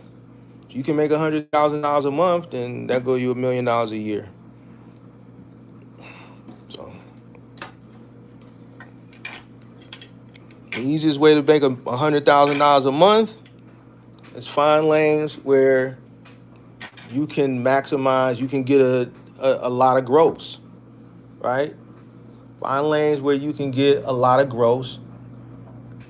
Start off with one vehicle and figure out a way to make that vehicle successful and then start duplicating that process, right? Keep duplicating that process. Diversify. I think the best thing for me was having moving and final mile delivery, right? Because when moving season slowed down, final mile was still going. Final mile was 12 months out of the year. It was 20, ugh, it was all year long, 12 months out the year, right? The money you would make during the moving season is a lot of money too, right? Even if let's say you just wanted to do moving, if you did it right, even with one truck, with what I just showed you from 2012, and then you add inflation to that, for 2024, the type of money that you would make today, if you worked hard and diligently from April 1st to October 1st, hard, with the understanding that, yo, I got 6 months, you can chill for the other 6 months. You ain't got to do shit. You have enough money. The first year that I did from 2012 to 2011, when it slowed down, I wasn't expecting to slow down because I was still learning the business. And that's when I realized, okay, this was seasonal. But I had a lot of money. Right? So those twos and fews that came throughout the winter, there were still jobs that came throughout the winter, right? But there was so much overflow money from the summer that I sustained all those months, November, December, January, February, until it slowly started to pick up mid to the end of March.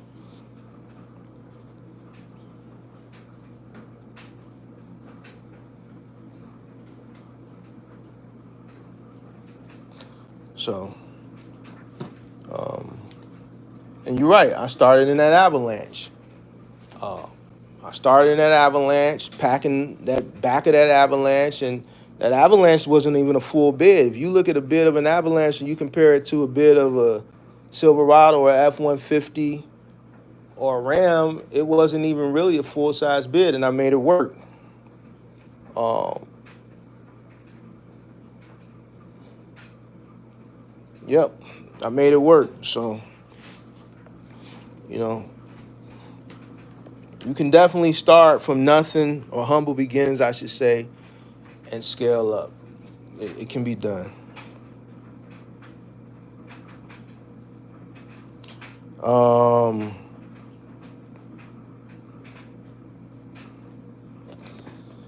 well, I can do a lot with $1 million. Okay, I said gross $1 million, not net.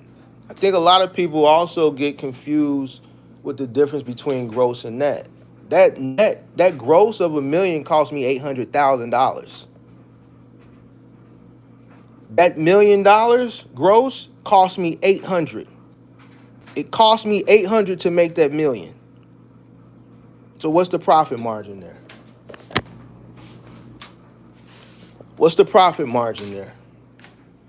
So as that money was coming in, that $90,000 to $100,000 a month, it pretty much, a lot of it was going right back out. A lot of it was going right back out.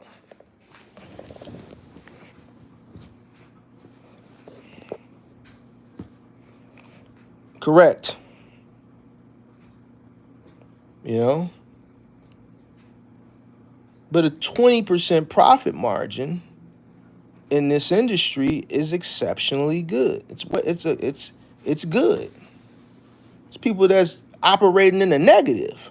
Well, Mark, how did you get to 20%? By doing the same thing I tell y'all not to, doing the same thing I tell y'all to do. I came in, I started from humble beginnings, I grassrooted, I bootstrapped. When I started to buy trucks, I didn't go out and buy the most expensive trucks. I looked at them, but I didn't want to spend that type of money. So I kept looking.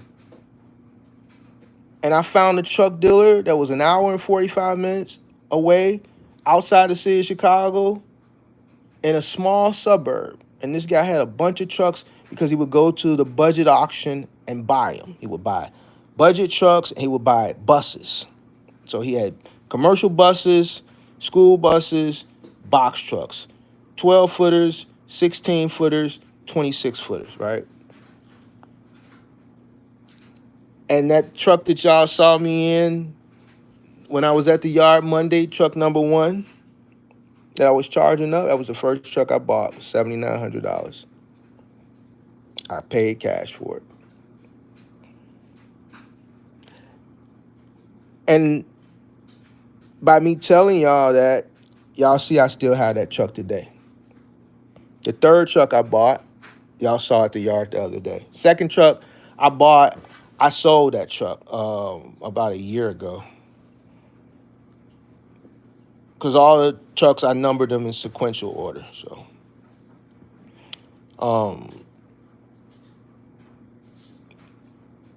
but truck number 1 is fine. Once I put a new battery in there, I'll start it up just like y'all saw me sit there for an hour and charge up truck 3. Because them trucks been sitting for 2 years and it started right on up. Once I charge it up or put a new battery in, it's fine. It's a testament. So you figure I bought that truck October 2013, and that's a 2005. So it was 8 years old when I bought it. I paid $7,900 for it. It's 2024. So that truck is 19 years old, and it's fine. So this is a testament that you don't have to go out and buy a brand new truck. Y'all saw the truck. It's nice and white.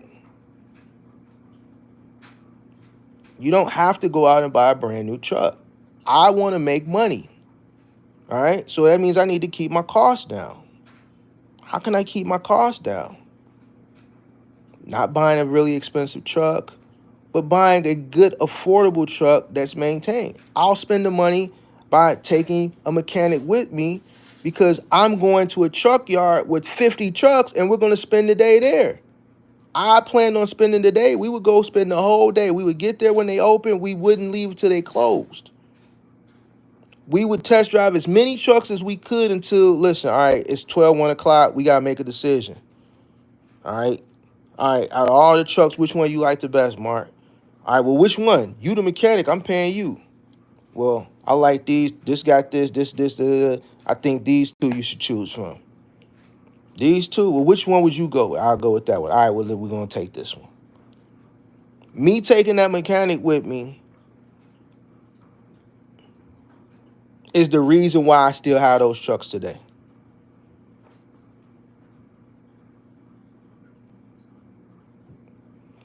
Lower insurance, lower cost, higher profit margin.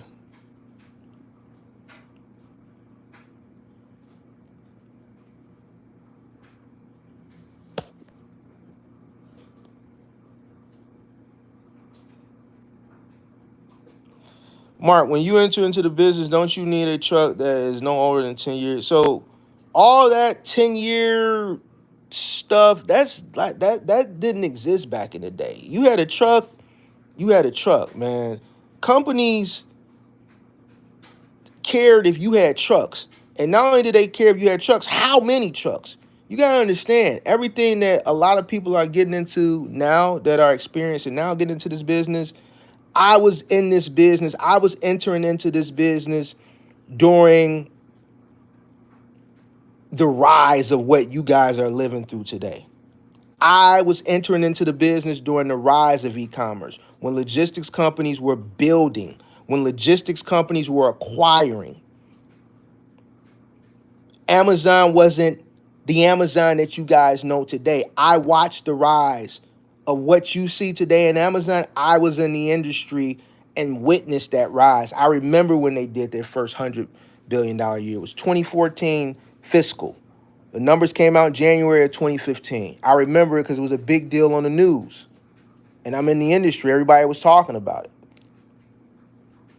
I remember Amazon when they were contracting and you only needed 5 vehicles to be a DSP. And all the Amazon delivery vehicles were white because all the contractors were renting from Enterprise and Ryder, and you would just rent a basic white vehicle. I remember when Amazon laid off pretty much all their original DSPs and converted over to the platform that you guys know today, with the blue vehicles, with Prime on the side. Because the old platform, a lot of the contractors weren't keeping up with the vehicles, maintaining them. Ryder was complaining, Enterprise was complaining. You would get a delivery, a white van will pull up, it'll have GD Nation, GDN or BDN or Vice Lord spray painted on the side, and it was raggedy, and people were complaining. And Amazon said, all right, well, you know what? This is a reflection on us. These contractors can't maintain their vehicles. We got to figure something out. They got rid of all of them. They bought their own vehicles and they leased them out. And they hired a company called Element to do the fleet management and be the liaison in between the DSPs and Amazon, because a lot of those old contractors on the old platform with those vehicles couldn't maintain them. And it made Amazon look bad. See, a lot of y'all probably don't remember that. Y'all just know what y'all see today. And that's not how it started.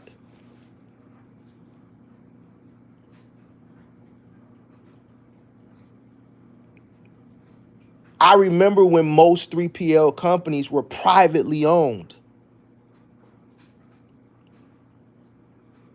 I was in the industry when XPO started acquiring all the privately owned final mile companies 10 years ago. Just in 2014, 2015 alone, they acquired dozens. I got caught up in it a few times. I was jumping ship from company to company following one contract, because every time I would get the contract back after they acquired from someone else, I had to go apply at the new company.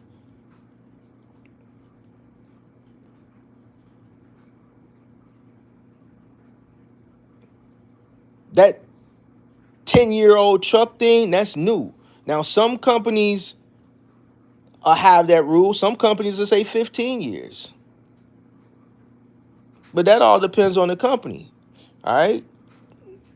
If I got a 2005 and I go apply with a company and they don't want my truck, I'm just gonna go to another company. I'm not gonna go out understanding the margins in this business are very, very low and go get a fucking new truck or whatever it is that they require. I'm going to meet their demands for a contract that they could possibly lose. So now I'm gonna go out and buy a goddamn 2022 because they require me to have one. I get the contract, I'm running it for 2 months, and then they lose it. So now I'm stuck with a note for a 2022 because they said I couldn't get the contract unless I had a truck that was 5 years old, whatever the hell they talking about, and then they lose the contract. So now I lose it by default, but I'm stuck with this. No, I don't follow what they do. I do what's best for my company. That's their company. XPO, RXO, the T4s, Waco, Capstone, Siva, Fidelitone. That's their company. I'm a contractor. This is my company. I have to do what's best for my company. And my company feels like, man, getting a 2021 isn't cost efficient. So I'm not going to run with that company.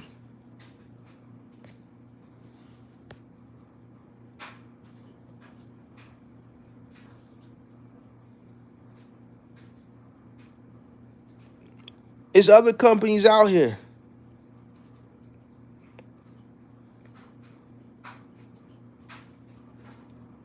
And trust me, if a company need a contractor and a contractor got a truck and they struggling to find contractors, trust me, they'll overlook that. That's one of the rules that they'll overlook. They'll overlook that one. They may not overlook your background. If you got a felony on your background that is against a policy, like let's say a SA or attempt or some shit like that, nah, they ain't gonna overlook that. But if they got like a 10-year rule for your box truck, man, I got a 2006 ready to roll. What y'all want to do? What y'all want to do? Y'all want to roll with it? Y'all want to give me a shot, or what y'all want to do?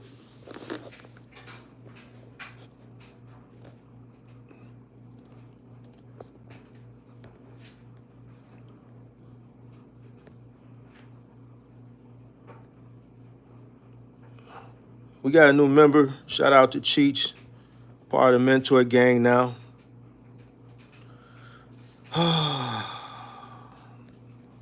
All right, let me answer a few more questions, then we're going to get out of here. I'm going to buy a 2013 van soon, but was worried that some carriers wouldn't work with me because of van not being new enough. I don't know if their policy would cover me, but I'm sure there's work out there. So it just goes back to what I'm saying. Like, you're an independent, you're a business owner, you're an independent contractor. Yes, when you apply and on board with a 3PL, you can't look at it like you're working for them. You're working with them. When you purchase and you make decisions, you have to make decisions for what's best for your business, not what's best for the company that you're contracting with. Because like I said, you can make a decision for your business based on what their requirements are, right, to run a contract. Let's say it's Lowe's, or let's say it's Home Depot. And let's say, what if they lose the contract? Now you got to go somewhere else anyway that may not require or have that policy in place. But you're still stuck with this 2022 or 2021 or 2023 and it's no. You have to make the decision what's best for you and your business. And doing that, not every single partnership that's presented to you may not be best for you. Every single partnership that ever came my way, I didn't necessarily go do because it might have not fitted my business model, right? For instance, and I've told the story, but like I gotta reiterate shit because we always got new subscribers. I had IKEA. I originally had IKEA with Dynamics. Dynamics is now called T-Force. Dynamics lost the contract. All All right. Urban Express, which is a company that's no longer around because they were acquired by XPO, picked up the contract once Dynamics lost it, right? Once I found out that Urban Express had gotten in my market, I went and applied with Urban Express. Obviously, they pulled me on board quickly, right? Because I was running 6 trucks with Dynamics, so we knew what the hell to do. So they onboarded me. They onboarded me for $75 less a route guaranteed, but I needed to keep those trucks moving. So I accepted it. It was still plenty margin there. So I accepted the 425 because it was still plenty of margin there. Lo and behold, 6 months after they got the contract, they got acquired by XPO. So once XPO acquired them, one day my crew had to wear Urban Express shirts. When XPO acquired them and the deal went through, the next day they gave us all the guys XPO shirts. They ran like they would run for Urban Express, but it was only a matter of time that XPO implemented their policy and procedure, right? So one day I got the call from the ops supervisor, I forgot his name, and he said, look, we sending you over a new package. XPO has different requirements, all right? So if you want to continue to run under XPO, then you gotta, meet the new requirements. They're not gonna pay a guarantee. They're only gonna pay per stop. And they want an umbrella. Now, I had never heard of an umbrella before. So, once he sent me the package, I sent it to my broker. I said, man, they want an umbrella. All right, so just add the umbrella, right? I was still considering accepting the per stop rate. I was still doing the numbers, but I had my broker working on adding the umbrella. It was a $3 million umbrella. About a day or two later, he called me back. Like, is this contract really worth it? Because to add this $3 million umbrella and this workers' comp to the policy is going to send your premium through the roof. Is this contract really worth it?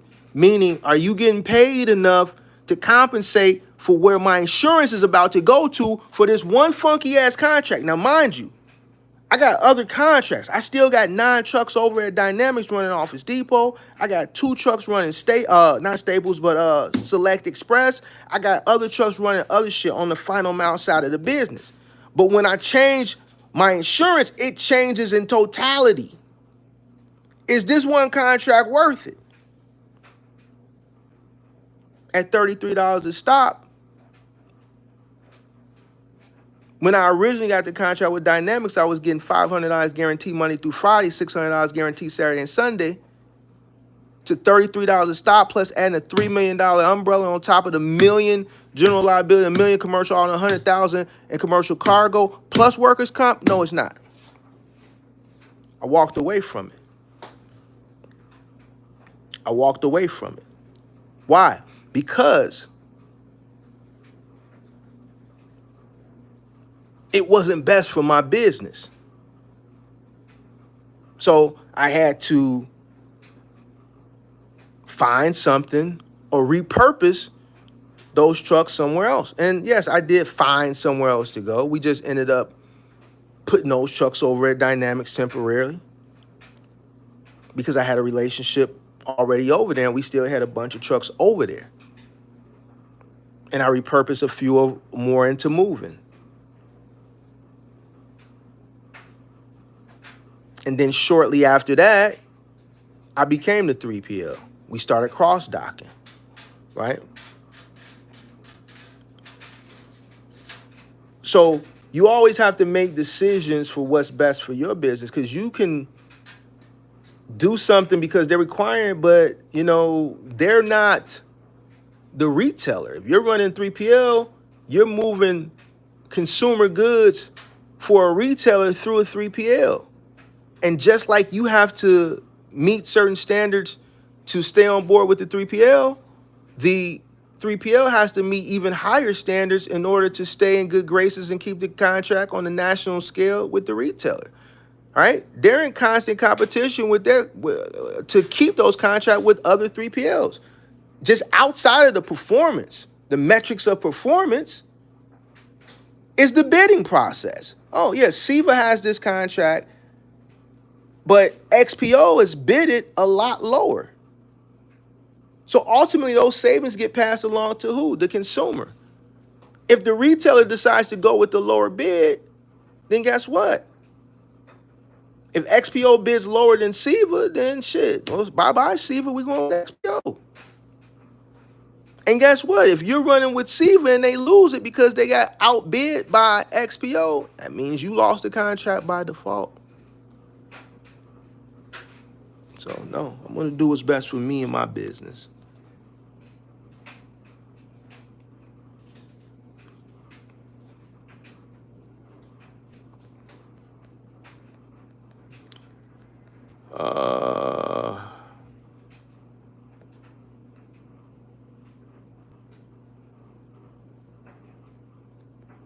Anybody find Axel yet? Is he still eating?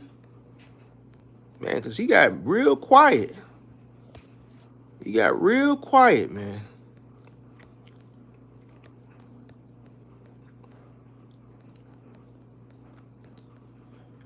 All right. Any more questions, man? I've been cooking for a long time, man. That was a very smart move, Martin, not to take that deal. Not only did XPO cut your rates, but they were lowering your margins. I hate when big companies take equity from positions. If you like it. Yeah, XPO is always, and I tell people all the time, like XPO, they're the third largest trucking company in the country, and they got pretty much every contract imaginable. They got it. They got contracts you wouldn't even think they got. They got the retail contracts. They got the website contracts. So they'll have, let's say, Best Buy and Lowe's, let's say.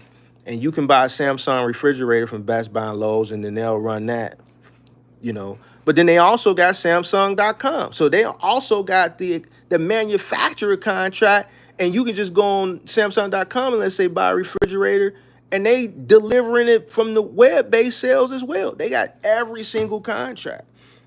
But the reason why they're a good company, and XPO is a fairly young company. XPO has only been in business about 24, 25 years. And they're the third largest trucking company. I remember I was in business during XPO's rise to where they are now. I remember when they were acquiring a lot of companies. It's a publicly traded company. I've been an investor of XPO in the past. We've held XPO in our portfolio. But they acquired a lot of companies. They made a lot of smart business moves, and they're very, very, very cheap. All right. I don't know why people run for XPO. I know I didn't. You're not going to come to me with no $33 a stop. Not taking it. I'm not taking it.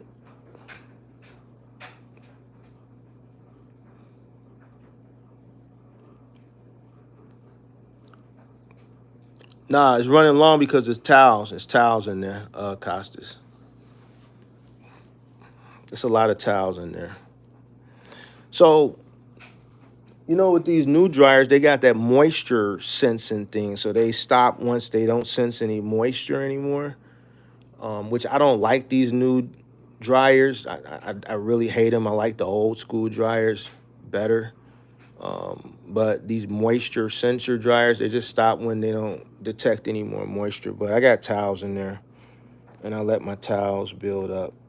So it's more towels in there than it should be. So that's why it's still running.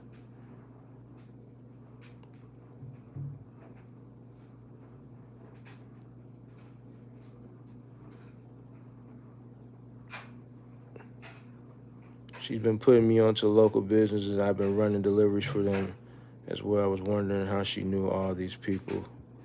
Looked her up and found, oh shit, Mark, I forgot to tell you, I pulled a U and looked up a repeat customer that I have. She's a local rapper. She's a local rapper's and activist wife. She's been putting to local business. That's good, man. It's always good to get referrals from customers. That's how you build your business. Moving like 40, 50% of your clientele should be repeat customers and referrals. Moving is a very personal business. You're dealing with people's personal possessions, and a lot of people are not trusting of movers. So that's why they ask, who did you guys use to move? Are you moving? Yeah, you should use our guys, man. The shit got from point A to point B. Nothing was broken. Nothing came up missing. The guys were delightful. None of them were looking at my wife and da da da da. And that's how you build. Next thing you know, you moving the whole family. You moving all the coworkers. Then the coworkers are referring you to their friends, family, and shit like that. And then that's how you build up your network. Believe it or not, I still have customers that are emailing me. I still have customers I had someone call me about the day of my homie's father's funeral. So that was 2 Saturdays ago.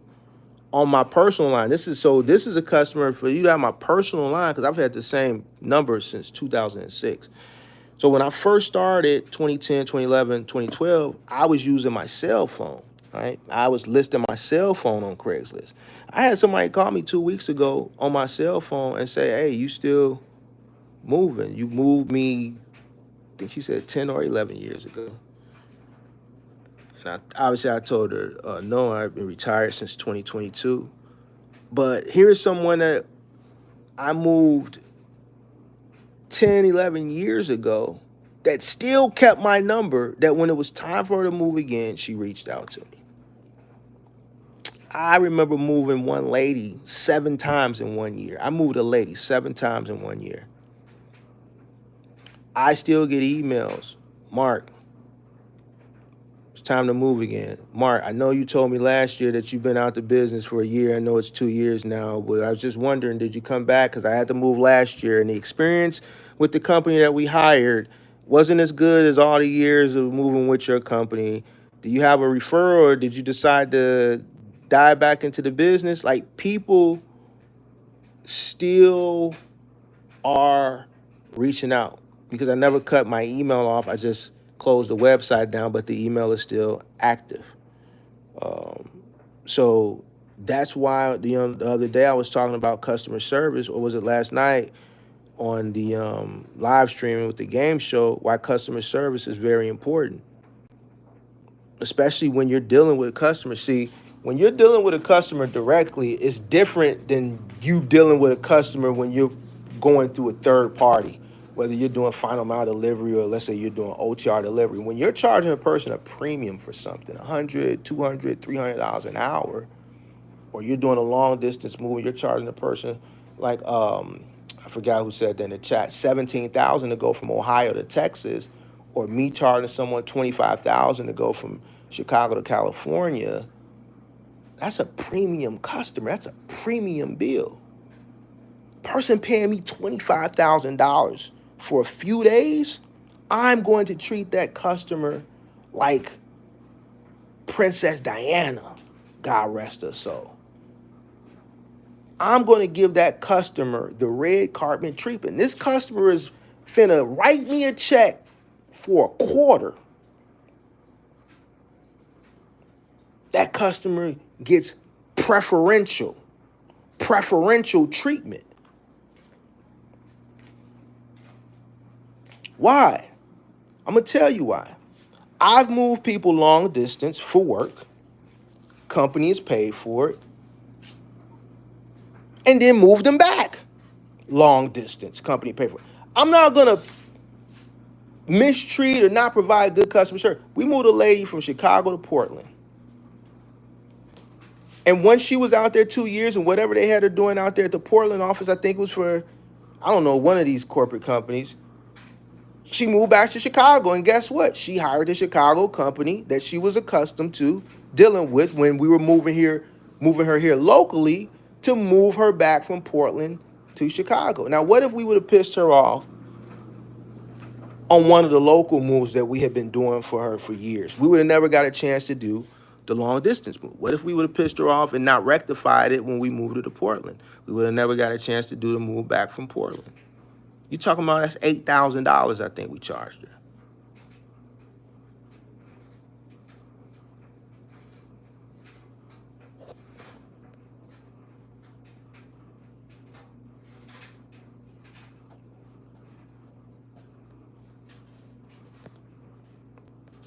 Hey man, there's some weird people that just be out here, Joe, on the real. Like I don't know, these people be weird in these chats, bro. Yeah, just snipe. Yeah, it's crazy. Also, Mark, you are right about the inflation on insurance rates. I have Geico, and they just raised my rates from 359 to 88 a month.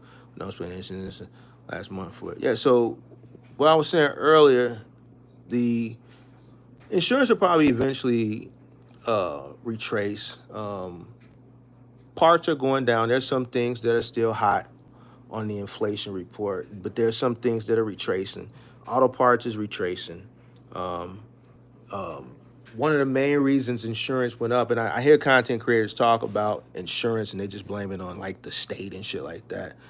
The reason why insurance goes up, one of the primary reasons insurance goes up is because parts and labor, right?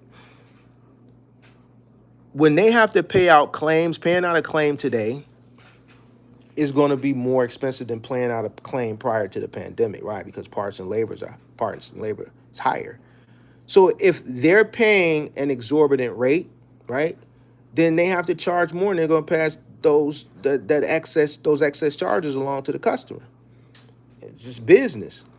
I don't understand why people don't understand this shit, bro. And I'm not talking about nobody in the chat, but when I look at people that are supposed to be educating people, and they say these crazy things, and then this is how people say this shit, and then when I have to come up here and correct this shit and give people the right reason why things happen, people look at, oh, this guy's an asshole. No, I'm not an asshole. It's just I'm just not stupid, and I don't say shit that doesn't make sense. They're not gonna just raise your insurance just because they want to raise your insurance. They're raising your insurance because everything that's associated with the price they charge you for your insurance has gone up. So those costs are passed along to you. When cost goes down, those savings are passed along to the consumer. Simple. Same thing with the spot market. We talk about it. Rates, competition, deregulation. If trucking was never deregulated, the truckers who did own routes would be making a lot of money, but that lot of money that those truckers would be making because they own routes, because there's no regulation, because there's trucking had never been, wasn't deregulated, would ultimately be passed along to the consumers, and you would feel that at the shelf. Deregulation was the best thing for trucking. Yeah, the rates are down, but ultimately, you save, in the store. So, it's like, you may be upset on this side of the equation, but on that side of the equation, you coming out ahead. It is what it is. So, insurance will probably eventually retrace as long as inflation in that area goes down. Then you'll probably see insurance rates retrace. It ain't gonna be this year. Probably next year, the year after next.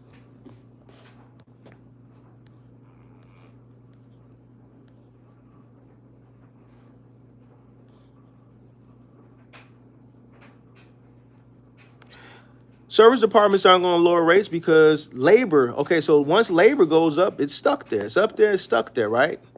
But with the parts going down, eventually, I think insurance rates will retrace slightly, or they won't continue to rise. Right? Labor rates ain't gonna retrace. Once you give a person a raise, then that becomes the standard wage for whatever position that is, right? And it only goes up from there. So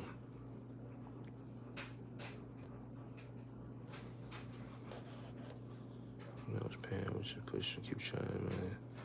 Do you pay anyone?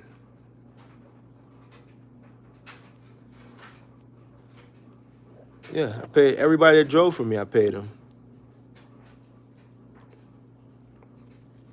My average profit margin out throughout my career averaged 20%. How did I determine what I paid a person? It all depended on the person's experience. So for moving, for instance, if I'm charging $200 an hour, right, and in today's times I would be paying on average $25, $30 an hour. So if I'm charging $200 an hour for three guys, right, and I'm paying them $25 an hour, right, I'm paying the two helpers 25 an hour, right, that's 50, and I'm paying the driver $30 an hour, that's $80 an hour, right.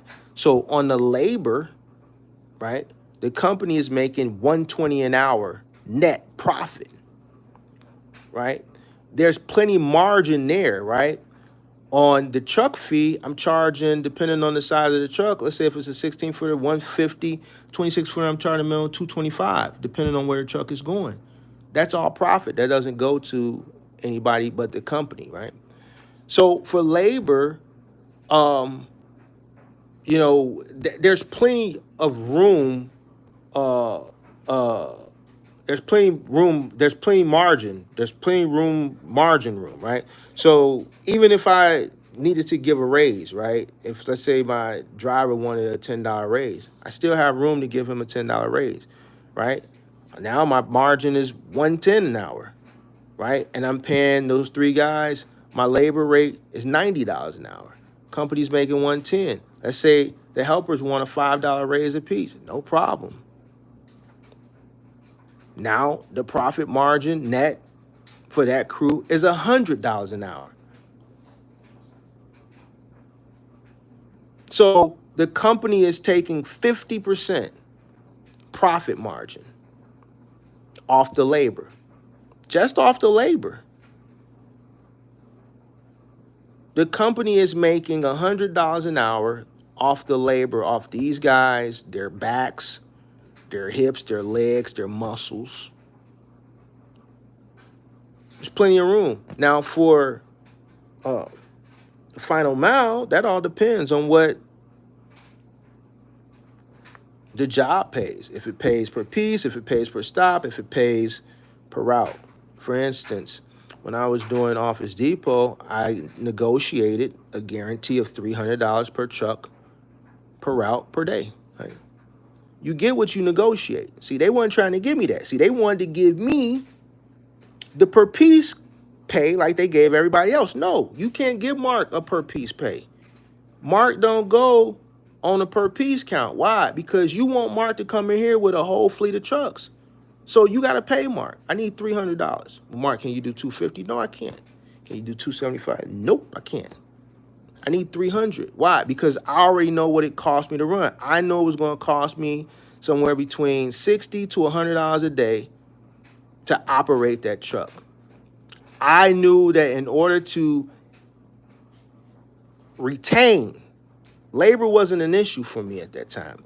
People was on deck. You got to remember, this is a different time period. But in order to retain, back then, $100 a day was the number. And I wanted the company to make $100 a day off each truck that ran that account. So I split it in a third, 33, 33, 33. Going into that meeting, you get what you negotiate. If you have leverage, you utilize your leverage. You need me, I don't need you. We were doing Office Depot. You said, hey, can you help us out with, we were doing IKEA. You said, hey, can we help you out with Office Depot? Yeah, we can help you out. How many more trucks can you provide? I can provide you as many trucks as you need.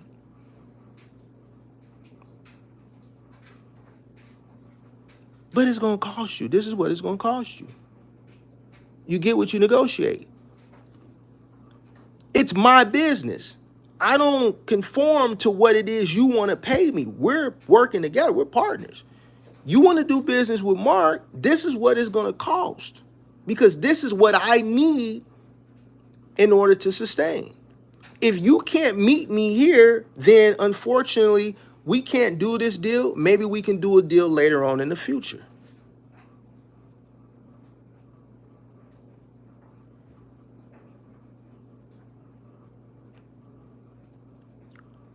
So for that account, my guys got $100 guarantee a day. It didn't matter if they had 10 pieces or 100 pieces. They got $100 because I negotiated it. You get what you negotiate.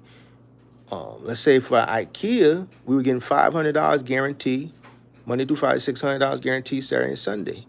The driver would get 100, the helper would get 75. It didn't matter how many stops they had or how few stops they had, right? Margins were a lot higher then. I was paying out 175 for labor plus whatever the cost was. We was making about 50% profit margin on that.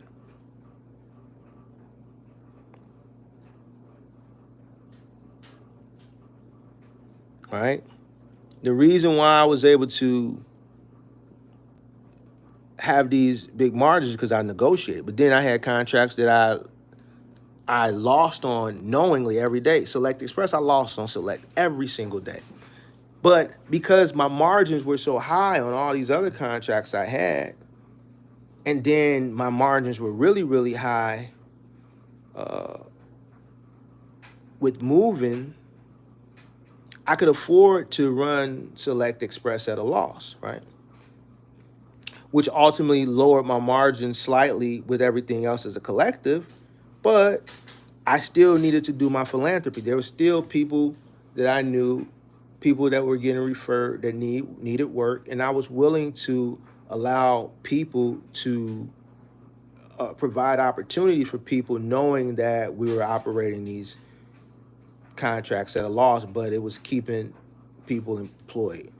Now, what also contributed to the profit margin collectively coming down to 20% was claims, insurance, unemployment insurance, taxes, Social Security, Medicaid, all the other shit, shrinkage, loss, damage, claims, shit like that. So ultimately, 20%, which ultimately could have been lower, but I did a lot of things myself. I stopped sending my trucks to the truck wash.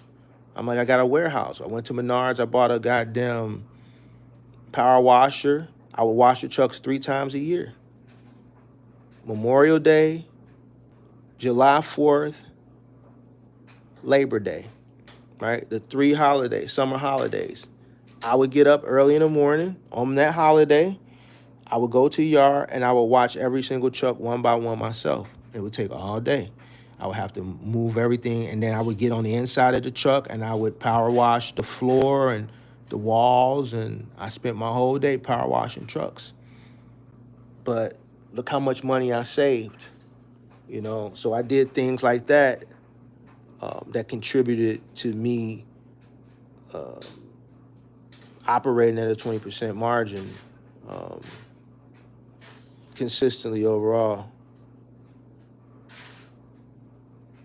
Mark, when you were making money per stop, was a percentage of the stop rate going to the staff, or whether? Okay, so let me give an example because those were all guaranteed. So the only time I did per stop was when I became a 3PL, when I started cross docking, right? Hold on, I got some examples.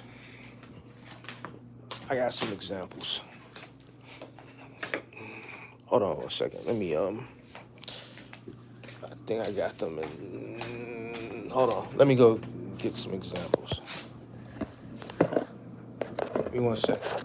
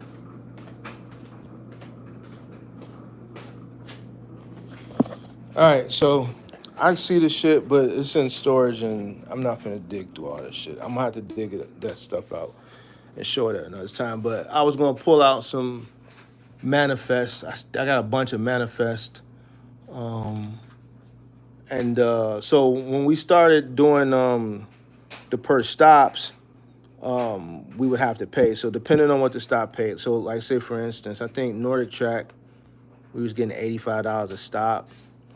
So let's say depending on what the cost associated with operating, let's say I would schedule. Okay, so the way with cross docking would work is I would get about 5, 6 trucks in a day, right? We would unload the trucks, um, sort everything out in the warehouse, and then I would log into the nonstop portal, and that way I could see everything that came in, the customer's information, the number, the address, right? And then I would create a route. Obviously, nonstop wanted the turnaround time for delivery to be quick, and I try to make it quick as possible. I also try to make it efficient. So I'm not gonna have a truck running from the south suburbs to the west suburbs to the north suburbs. So if I had a bunch of stops that were going to the north suburbs, then I would schedule all that stuff that particular day. All right. If we didn't go to the north suburbs for another 6 days, then that customer shit that came in the day that lived in the north suburbs, they would have to wait 6 days. And I would call them and I would tell them, listen, your delivery is Monday from 9 to 12, and they had to make sure someone was there. All right. So by doing that, by doing that, that helped keep costs down, right? Trucks are paid for, right? So I only really had to focus on fuel and insurance, right, and labor, right? So let's say Nordic Trap paid $85. Let's say for a flat delivery, this doesn't include an assembly, right? For that stop, because everything is in a close proximity, let's say it was within 5 to 10 miles, we would just average somewhere between $10 on average a stop for fuel, right?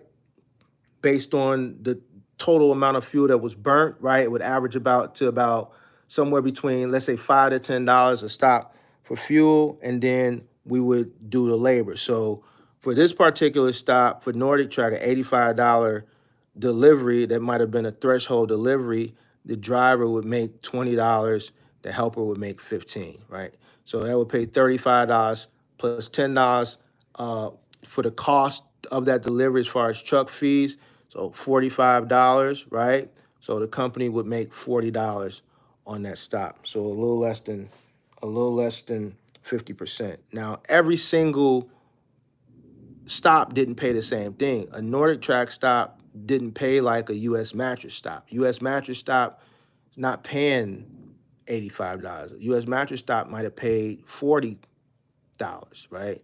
So in that situation, you pay the driver $15 for that stop, the helper 10, right? The truck, I would make sure that the trucks would have at least somewhere between 10 to 15 stops so that the route had enough that these guys were at least making $150, $200 a day. All right. And then that's how I would pay. So then the way it would go is there would be a list of accounts, right? I had my assistant Genesis list every single account that we have that pays per stop.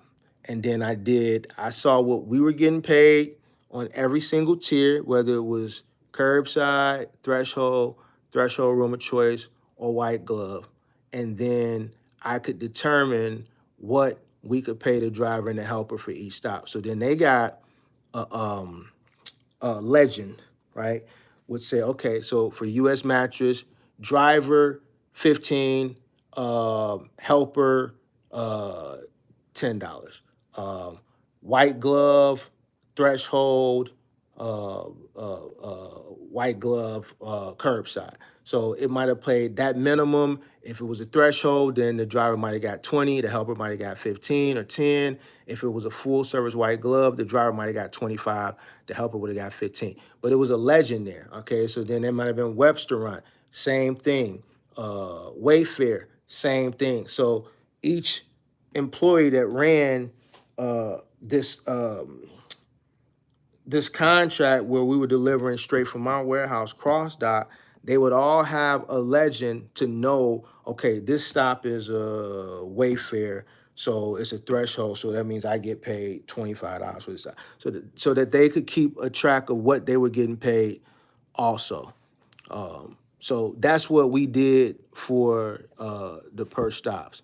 It was already determined what it would cost us to operate it, and then obviously I determined what it would cost us to pay each contract or each retailer based on the scope of the delivery. And that's how I ran it.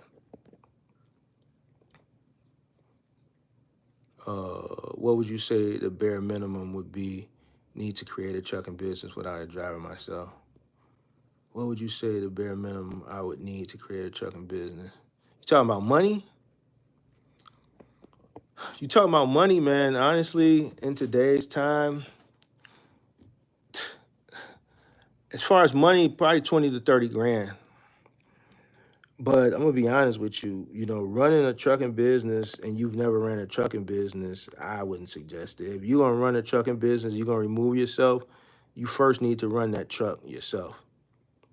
Like even with what I was just talking about, how to pay and the margins and all that stuff, you kind of gotta be out there to see things and experience things, uh, to even be able to know how and what to pay. You can base it off someone else's model that they said that they pay their drivers or what their average is, but that may be based off their model. My margins may be a lot higher than yours because my cost structure may be lower than yours. So I could tell you I pay my drivers X amount of dollars, but you come in and you buy a 2024, you live in a certain place, you dealing with different types of laws. You may live in California, so you forced to buy a newer truck, this, that, and the third. So your cost may be higher, and you may not even be able to afford to pay your drivers what I can pay my drivers because my cost is a lot lower. So there's a lot of different parameters that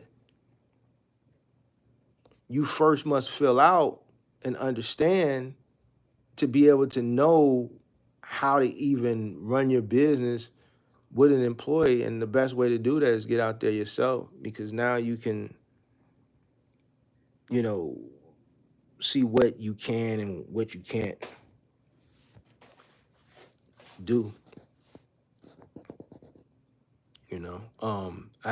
If I would have started my business back then, which I wouldn't have been able to, because I didn't have the resources to do it. But let's say I did, I would have failed. And that's why so many people do fail, because they don't know what the hell they're doing. Listening to one person tell you some shit on the internet, right? Even with me, I'm deemed as one of the people that really know what they're talking about, but I could tell you my blueprint. But if you don't do shit the exact same way, then the way I did it and how I was able to sustain may not work for you. You may not want to go buy an older truck. So with me buying an older trucks and you buying newer trucks, just that one, and you may do everything else the same, but just that one little thing could make all the difference in the world. Because I cashed out, you're paying no, my insurance was cheaper, yours is going to be higher, and that all attributes to your margin. So I have more room to pay a person higher because I want to pay them more handsomely, because I understand that if I don't retain that person, I'm not going to make money. I'm more focused on retention. Whereas you trying to pay people minimum because that's all you can afford to pay them, and you got drivers hopping the seat, and your truck is sitting for 2-3 months because you can't keep a driver. And the only way you're gonna find, let's get Pro Main up out of here. The only way you're gonna find that out is if you get out there and do the work yourself. Can a 16, 18-foot box truck make $1,000 a day with some type of contract delivery? I don't know. You must have went on the live stream about an hour ago. All that shit I showed y'all was from 16-foot box trucks. This is the net, and this is from 2012. So when you add 12 years inflation, you can add this amount times 3. This is what was netted in a day. This is what was grossed. So what's that, 9 and 8? That's 17, 1725, right? That's 1740. So out of 1740 that was grossed from two 16-foot box trucks, this is what was netted. This truck grossed $925 a day. So basically you could say $1,000. So yes, here's two trucks that damn near gross. This one was $75 away from 1,000. This was about 200 away from 1,000. So yeah, the answer is yes.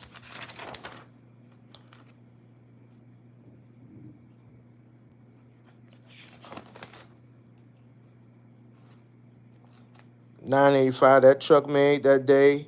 $902 that truck made that day. $1,100 that truck made that day. These are all 16 footers. These are all 16 footers. I hadn't gotten into 26 footers yet. I didn't get into 26 footers until 2013. So the answer is yes. Now,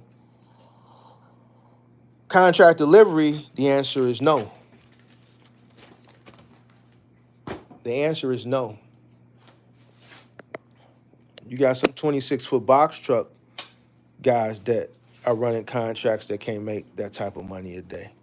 I can make that type of money a day because I know what I'm doing. I know what contracts to take and which ones not to take. And I also know what lanes to run to make that type of money. I just showed you you can make that type of money in a 16-footer, and you got people that can't make it in a 26-footer. The question to you is, are you willing to do what it takes to make that type of money?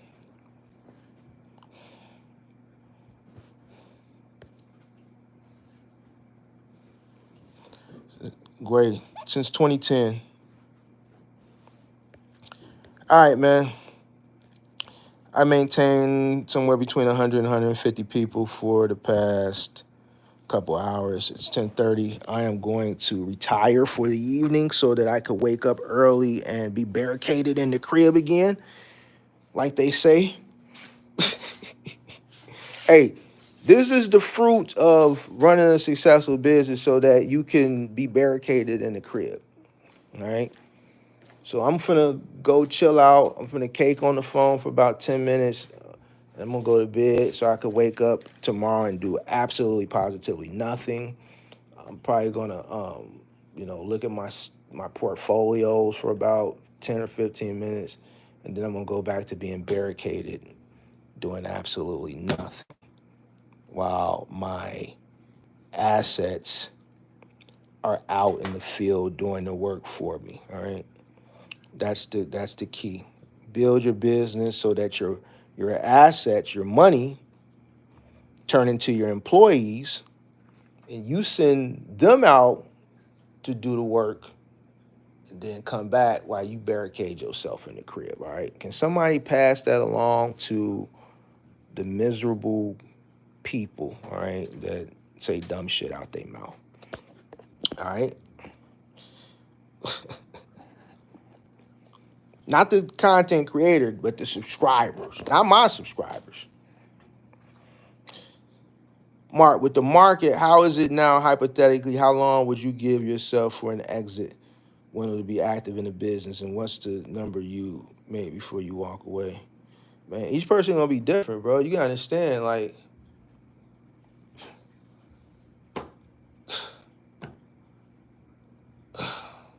everybody's situation is different. I believe I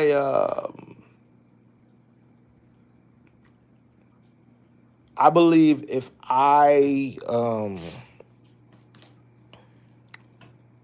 would have started a family, right, somewhere between 30 and 40, a lot of the stuff that I did then, I probably wouldn't have been able to do, right? Because I focused on myself and the business, it allowed me to work, work, work, work, work. Listen, like I got so much content because I got so many years in business that I haven't talked about. It was days where I got to the yard at 5 a.m. and didn't leave till 1 a.m. And my last truck might have came in at, let's say, 7 or 8, and I'm literally just sitting in the office from 8 to 1, stuck at a computer, looking for other opportunities, responding to emails, scheduling.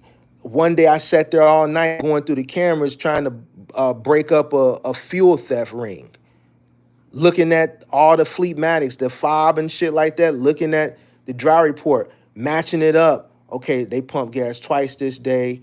Well, man, that means, well, how could you fill up the tank and then 5 minutes later fill up again? Wait, how did the truck parked at the yard at 7:15? How was the card used at 7:25? Going to the camera, watching the guy pull up in the yard, leave, then come back, leaving his personal car, then come back 20 minutes later and put the gas card in the overnight lockbox. I spent all night there tracing that, chasing that shit. If I would have had a family, my wife would have been calling, yo, I'm logged into the tracking system. I see all the trucks back. You fucking a bitch at the yard or something? You cheating on me? Why you ain't at home? I would have had to be home, spend time with the kids, this, that, and the third. The point that I'm trying to make is because I worked hard building the business, focusing on the business, didn't have a family, didn't build a family, it allowed me to work harder, harder than, let's say somebody that did. And it's not a knock, not saying don't go start a family. I'm just saying I didn't. But if I did, I probably would still be working right now. It's just the honest to God truth. Now I'm focusing on starting a family. You know what I'm saying? I just don't talk about it. A lot of y'all think I'm single. A lot of time when y'all see me streaming, my chick be here in the other room and I'll be over there streaming with y'all. I'm focusing on that shit now. You know what I'm saying? So it all depends. Everybody's situation is different. I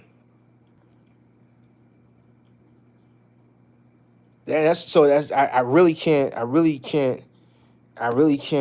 answer that question. I invested, I made smart investment decisions. Um, uh, if I were entering into this business now, what's the number? Like, I really can't even say because right now, it's different now, man. See, it's different now because, man, one, labor is hard. It's hard to find people to work. Two, you're dealing with a different mindset of people as far as the labor. Three, there's more competition to deal with. Four, these companies are a lot more strict than they were, you know, back then. Back then, I was an early adopter. It was like the Wild Wild West. I don't think starting, um, okay, so I don't think if I started the business now, I would be able to accomplish what I was able to accomplish starting in 2010. I don't think so. I think if I started now, my ultimate goal wouldn't be to scale as high as I did. If I could get to 3 trucks, I would be happy. That would be my goal, to get and maintain and sustain 3 trucks. If I can get, maintain, and sustain 3 trucks for a period of 10 years, I think is an exit. I could see an exit. You know what I'm saying? So if I do, let's say, moving and final mile, maybe 1 truck, uh, 2 trucks moving, and then 1 final mile truck, and then maybe ramp up to 2 final mile trucks in the wintertime, you're looking at maybe 750 to $1 million a year between vehicle, those three vehicles, in a 10-year span. If I can keep that consistent, Uh, that's $10 million. Um, if I can work on a 20% profit margin, that's $2 million. If I can invest that $2 million over the course of that 10 years, I could possibly turn it into $10 million. And that's a plan. But, that plan has to be consistent for 10 years. So,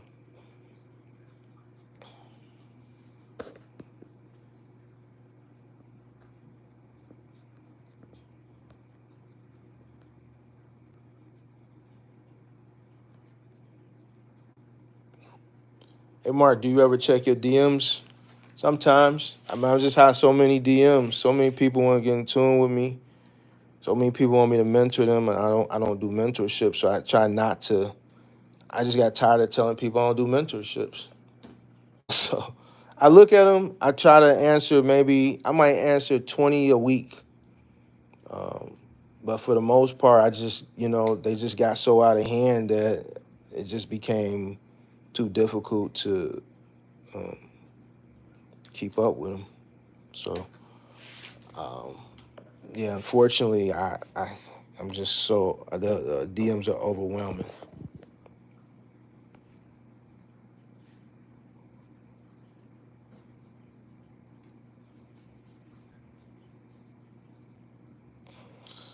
A mock up, that's something I thought about doing. I kind of did it similar, but see, in order for me to do it, I would have to really put people into my personal business, right? Because I would have to do it the correct way, and the correct way would first would also have to include my living expenses. So I would have to really do a deep dive analysis of what it costs to live, right? So I might do. I kind of touched on it a little bit, but for me to do that mock up and for it to be a real thing, then that's gonna put a lot of my personal financial information out, and I'm not sure that I really want to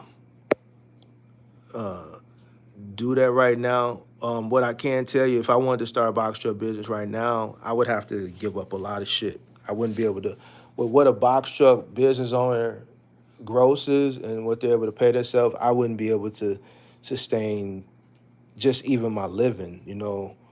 Um, just my mortgage and my assessments, association fees alone, you're talking down to 3 grand. You know, somebody told me they pay $600 for their mortgage. My cable bill is $300. Just my cable bill alone is $300, half of that person's mortgage. So now when you associate just those two and you don't include other utilities and food, I spent $50 today on 3 avocados, um, some tofu, um, some spring mix, um, uh, no sugar added apple pie. It was $8. And what else did I get? Some water. It was 50 fucking dollars. You know, with what it costs to live, I wouldn't be able to. A box shop business wouldn't be enough for me. I'm just keeping it a buck with you. So either I would be like a lot of the people I talk to, robbing from the business, right? Or I would have to make some life changing decisions. So me personally, I wouldn't be able to start a box shop business. I wouldn't, not at this point in my life. So let's say I never started a box truck business before. Let's say I was in a career where I made enough money to sustain the lifestyle that I've been able to build for myself, and I just hated that job, even though it paid exceptionally well, and I wanted to just work for myself.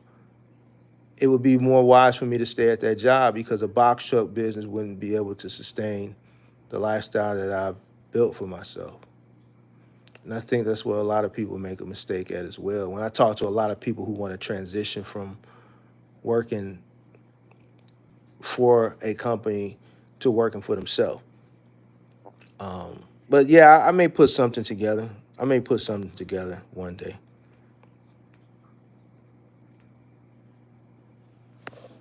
Um,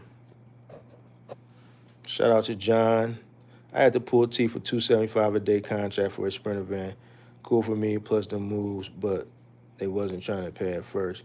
Yeah, sometimes you gotta, you get what you negotiate. Not everything is for everybody. I think a lot of people are just afraid to walk away from shit. Listen, if you want to get into this business and you're bidding on shit or you're going interviewing to get contracts, you don't have to jump at the first thing that's presented to you. There's other opportunities out there. Don't just accept anything just to say, oh, I'm in the business, I'm a business owner. I think people get caught up on that whole I'm a business owner shit and they accept shit that's not best for them. You get what you negotiate. So you want to accept, a lot of people accepting shit just so they can say they running and this, that, and the third. They more caught up in the whole aspect of telling people that they running and taking a picture on their damn truck with their arms folded and posting it on Instagram, and they running and they actually paying to run. They not making no money. They actually spending money to run. You get what you negotiate. If it don't make sense, don't do it. Something else better come along. Negotiate your rates. If ain't nobody trying to play ball, then you got to create a lane for yourself. All right? Or you have to go to where the money is at. And that may require you to do more work. That's what people got to understand. Business is business. Check it out. Shit, which one of them burger joints was selling tacos?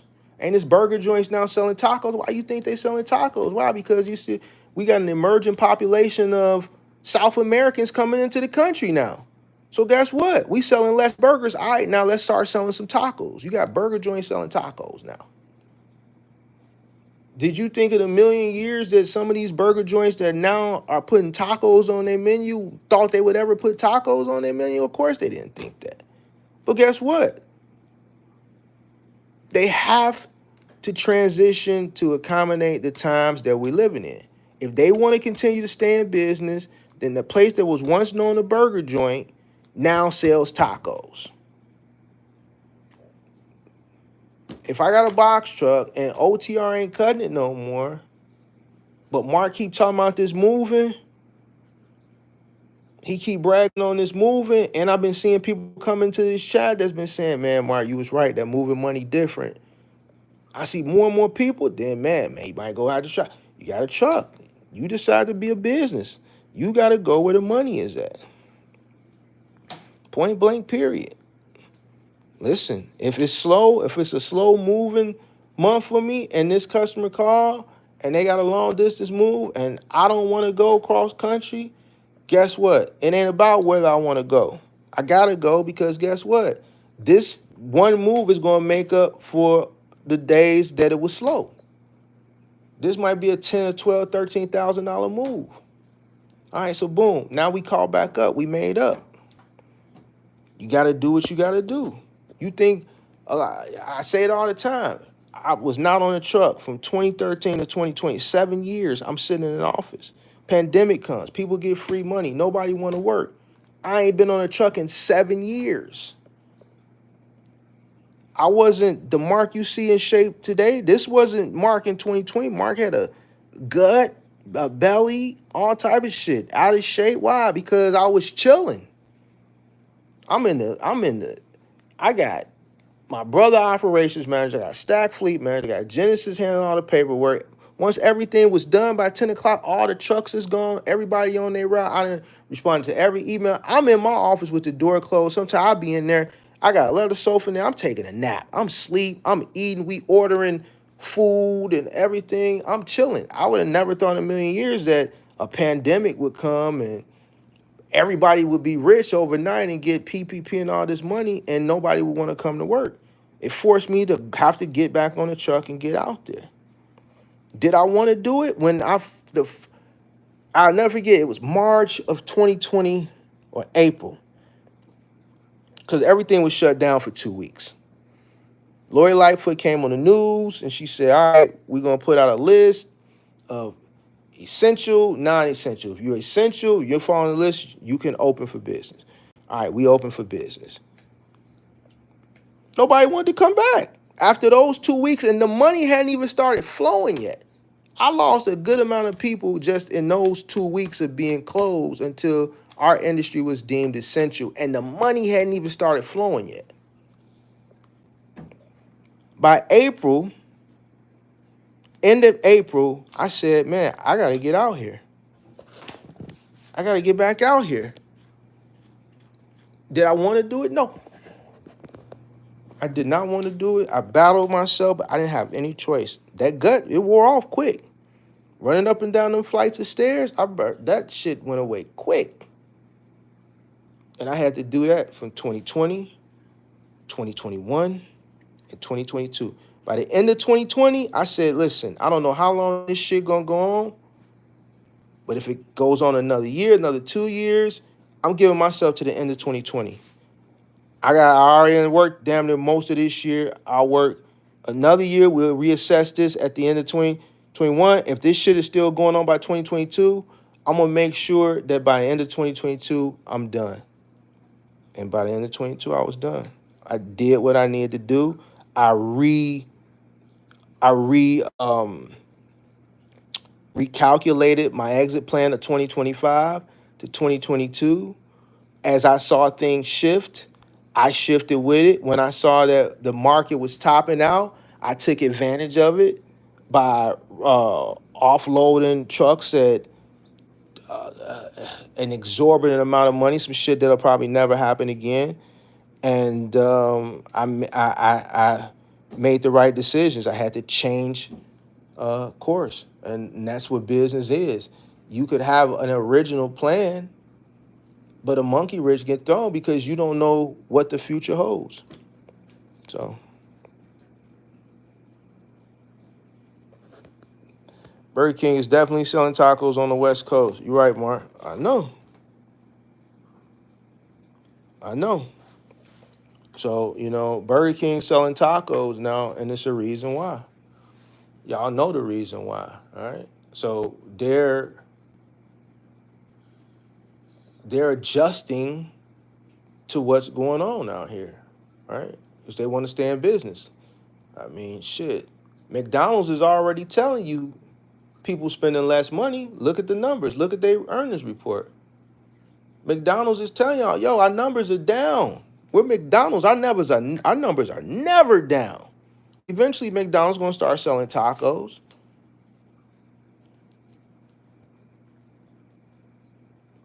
Where's Route 21? They gone.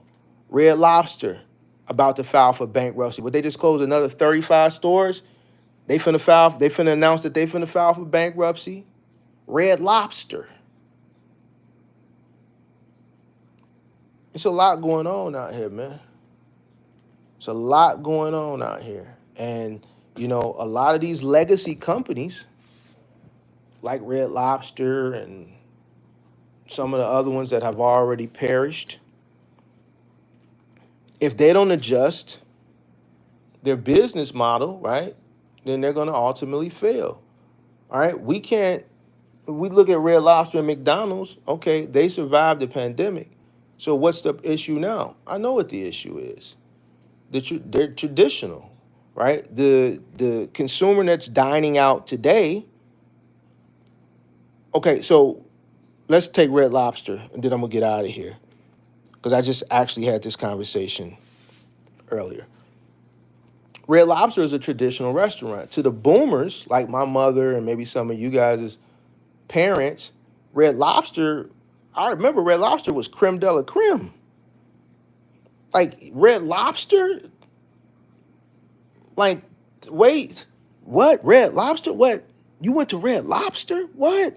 For real? Now, Red Lobster ain't shit. You don't hear people talking about Red Lobster. People frown upon Red Lobster. The chick was online frowning upon the Cheesecake Factory. We don't even have a Grand Lux here anymore. It's gone. Traditional legacy restaurants aren't popular anymore. The people that looked at those restaurants as creme de la creme were boomers.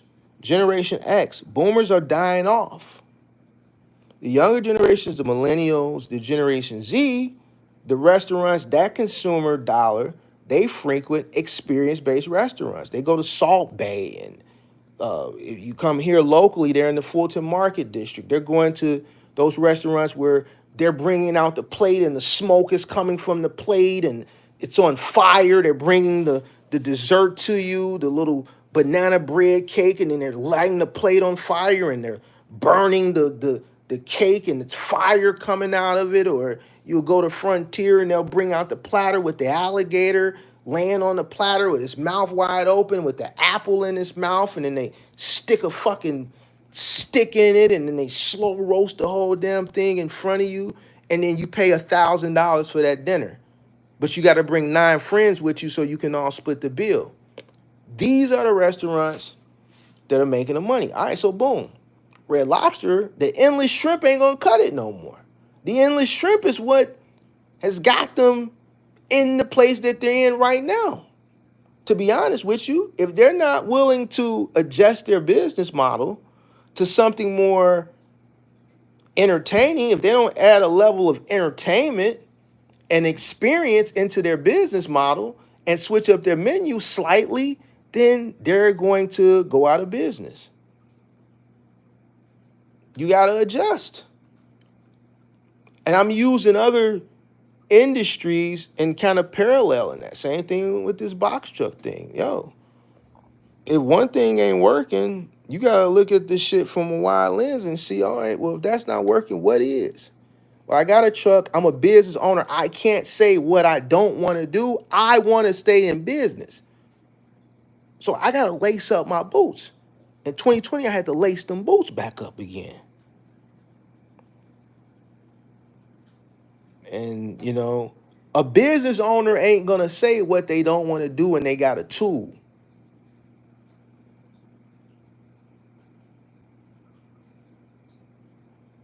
If I own a hammer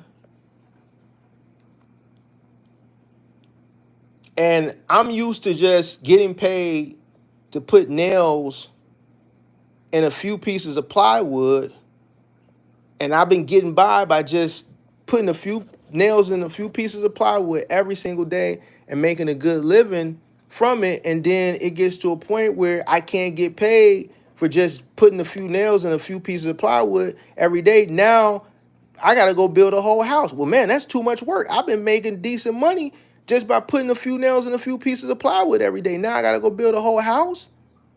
Oh, well, that's too much work. Well, you own the tool. You are a general contractor. Do you want to continue to make money or you want to fold? If you are who you say you are, a business person, well, then you're going to be a house building MF. You can't get by no more with just putting a few nails in a few pieces of plywood. You got to actually go out and do some work. Now you got to go out and you got to really do your job.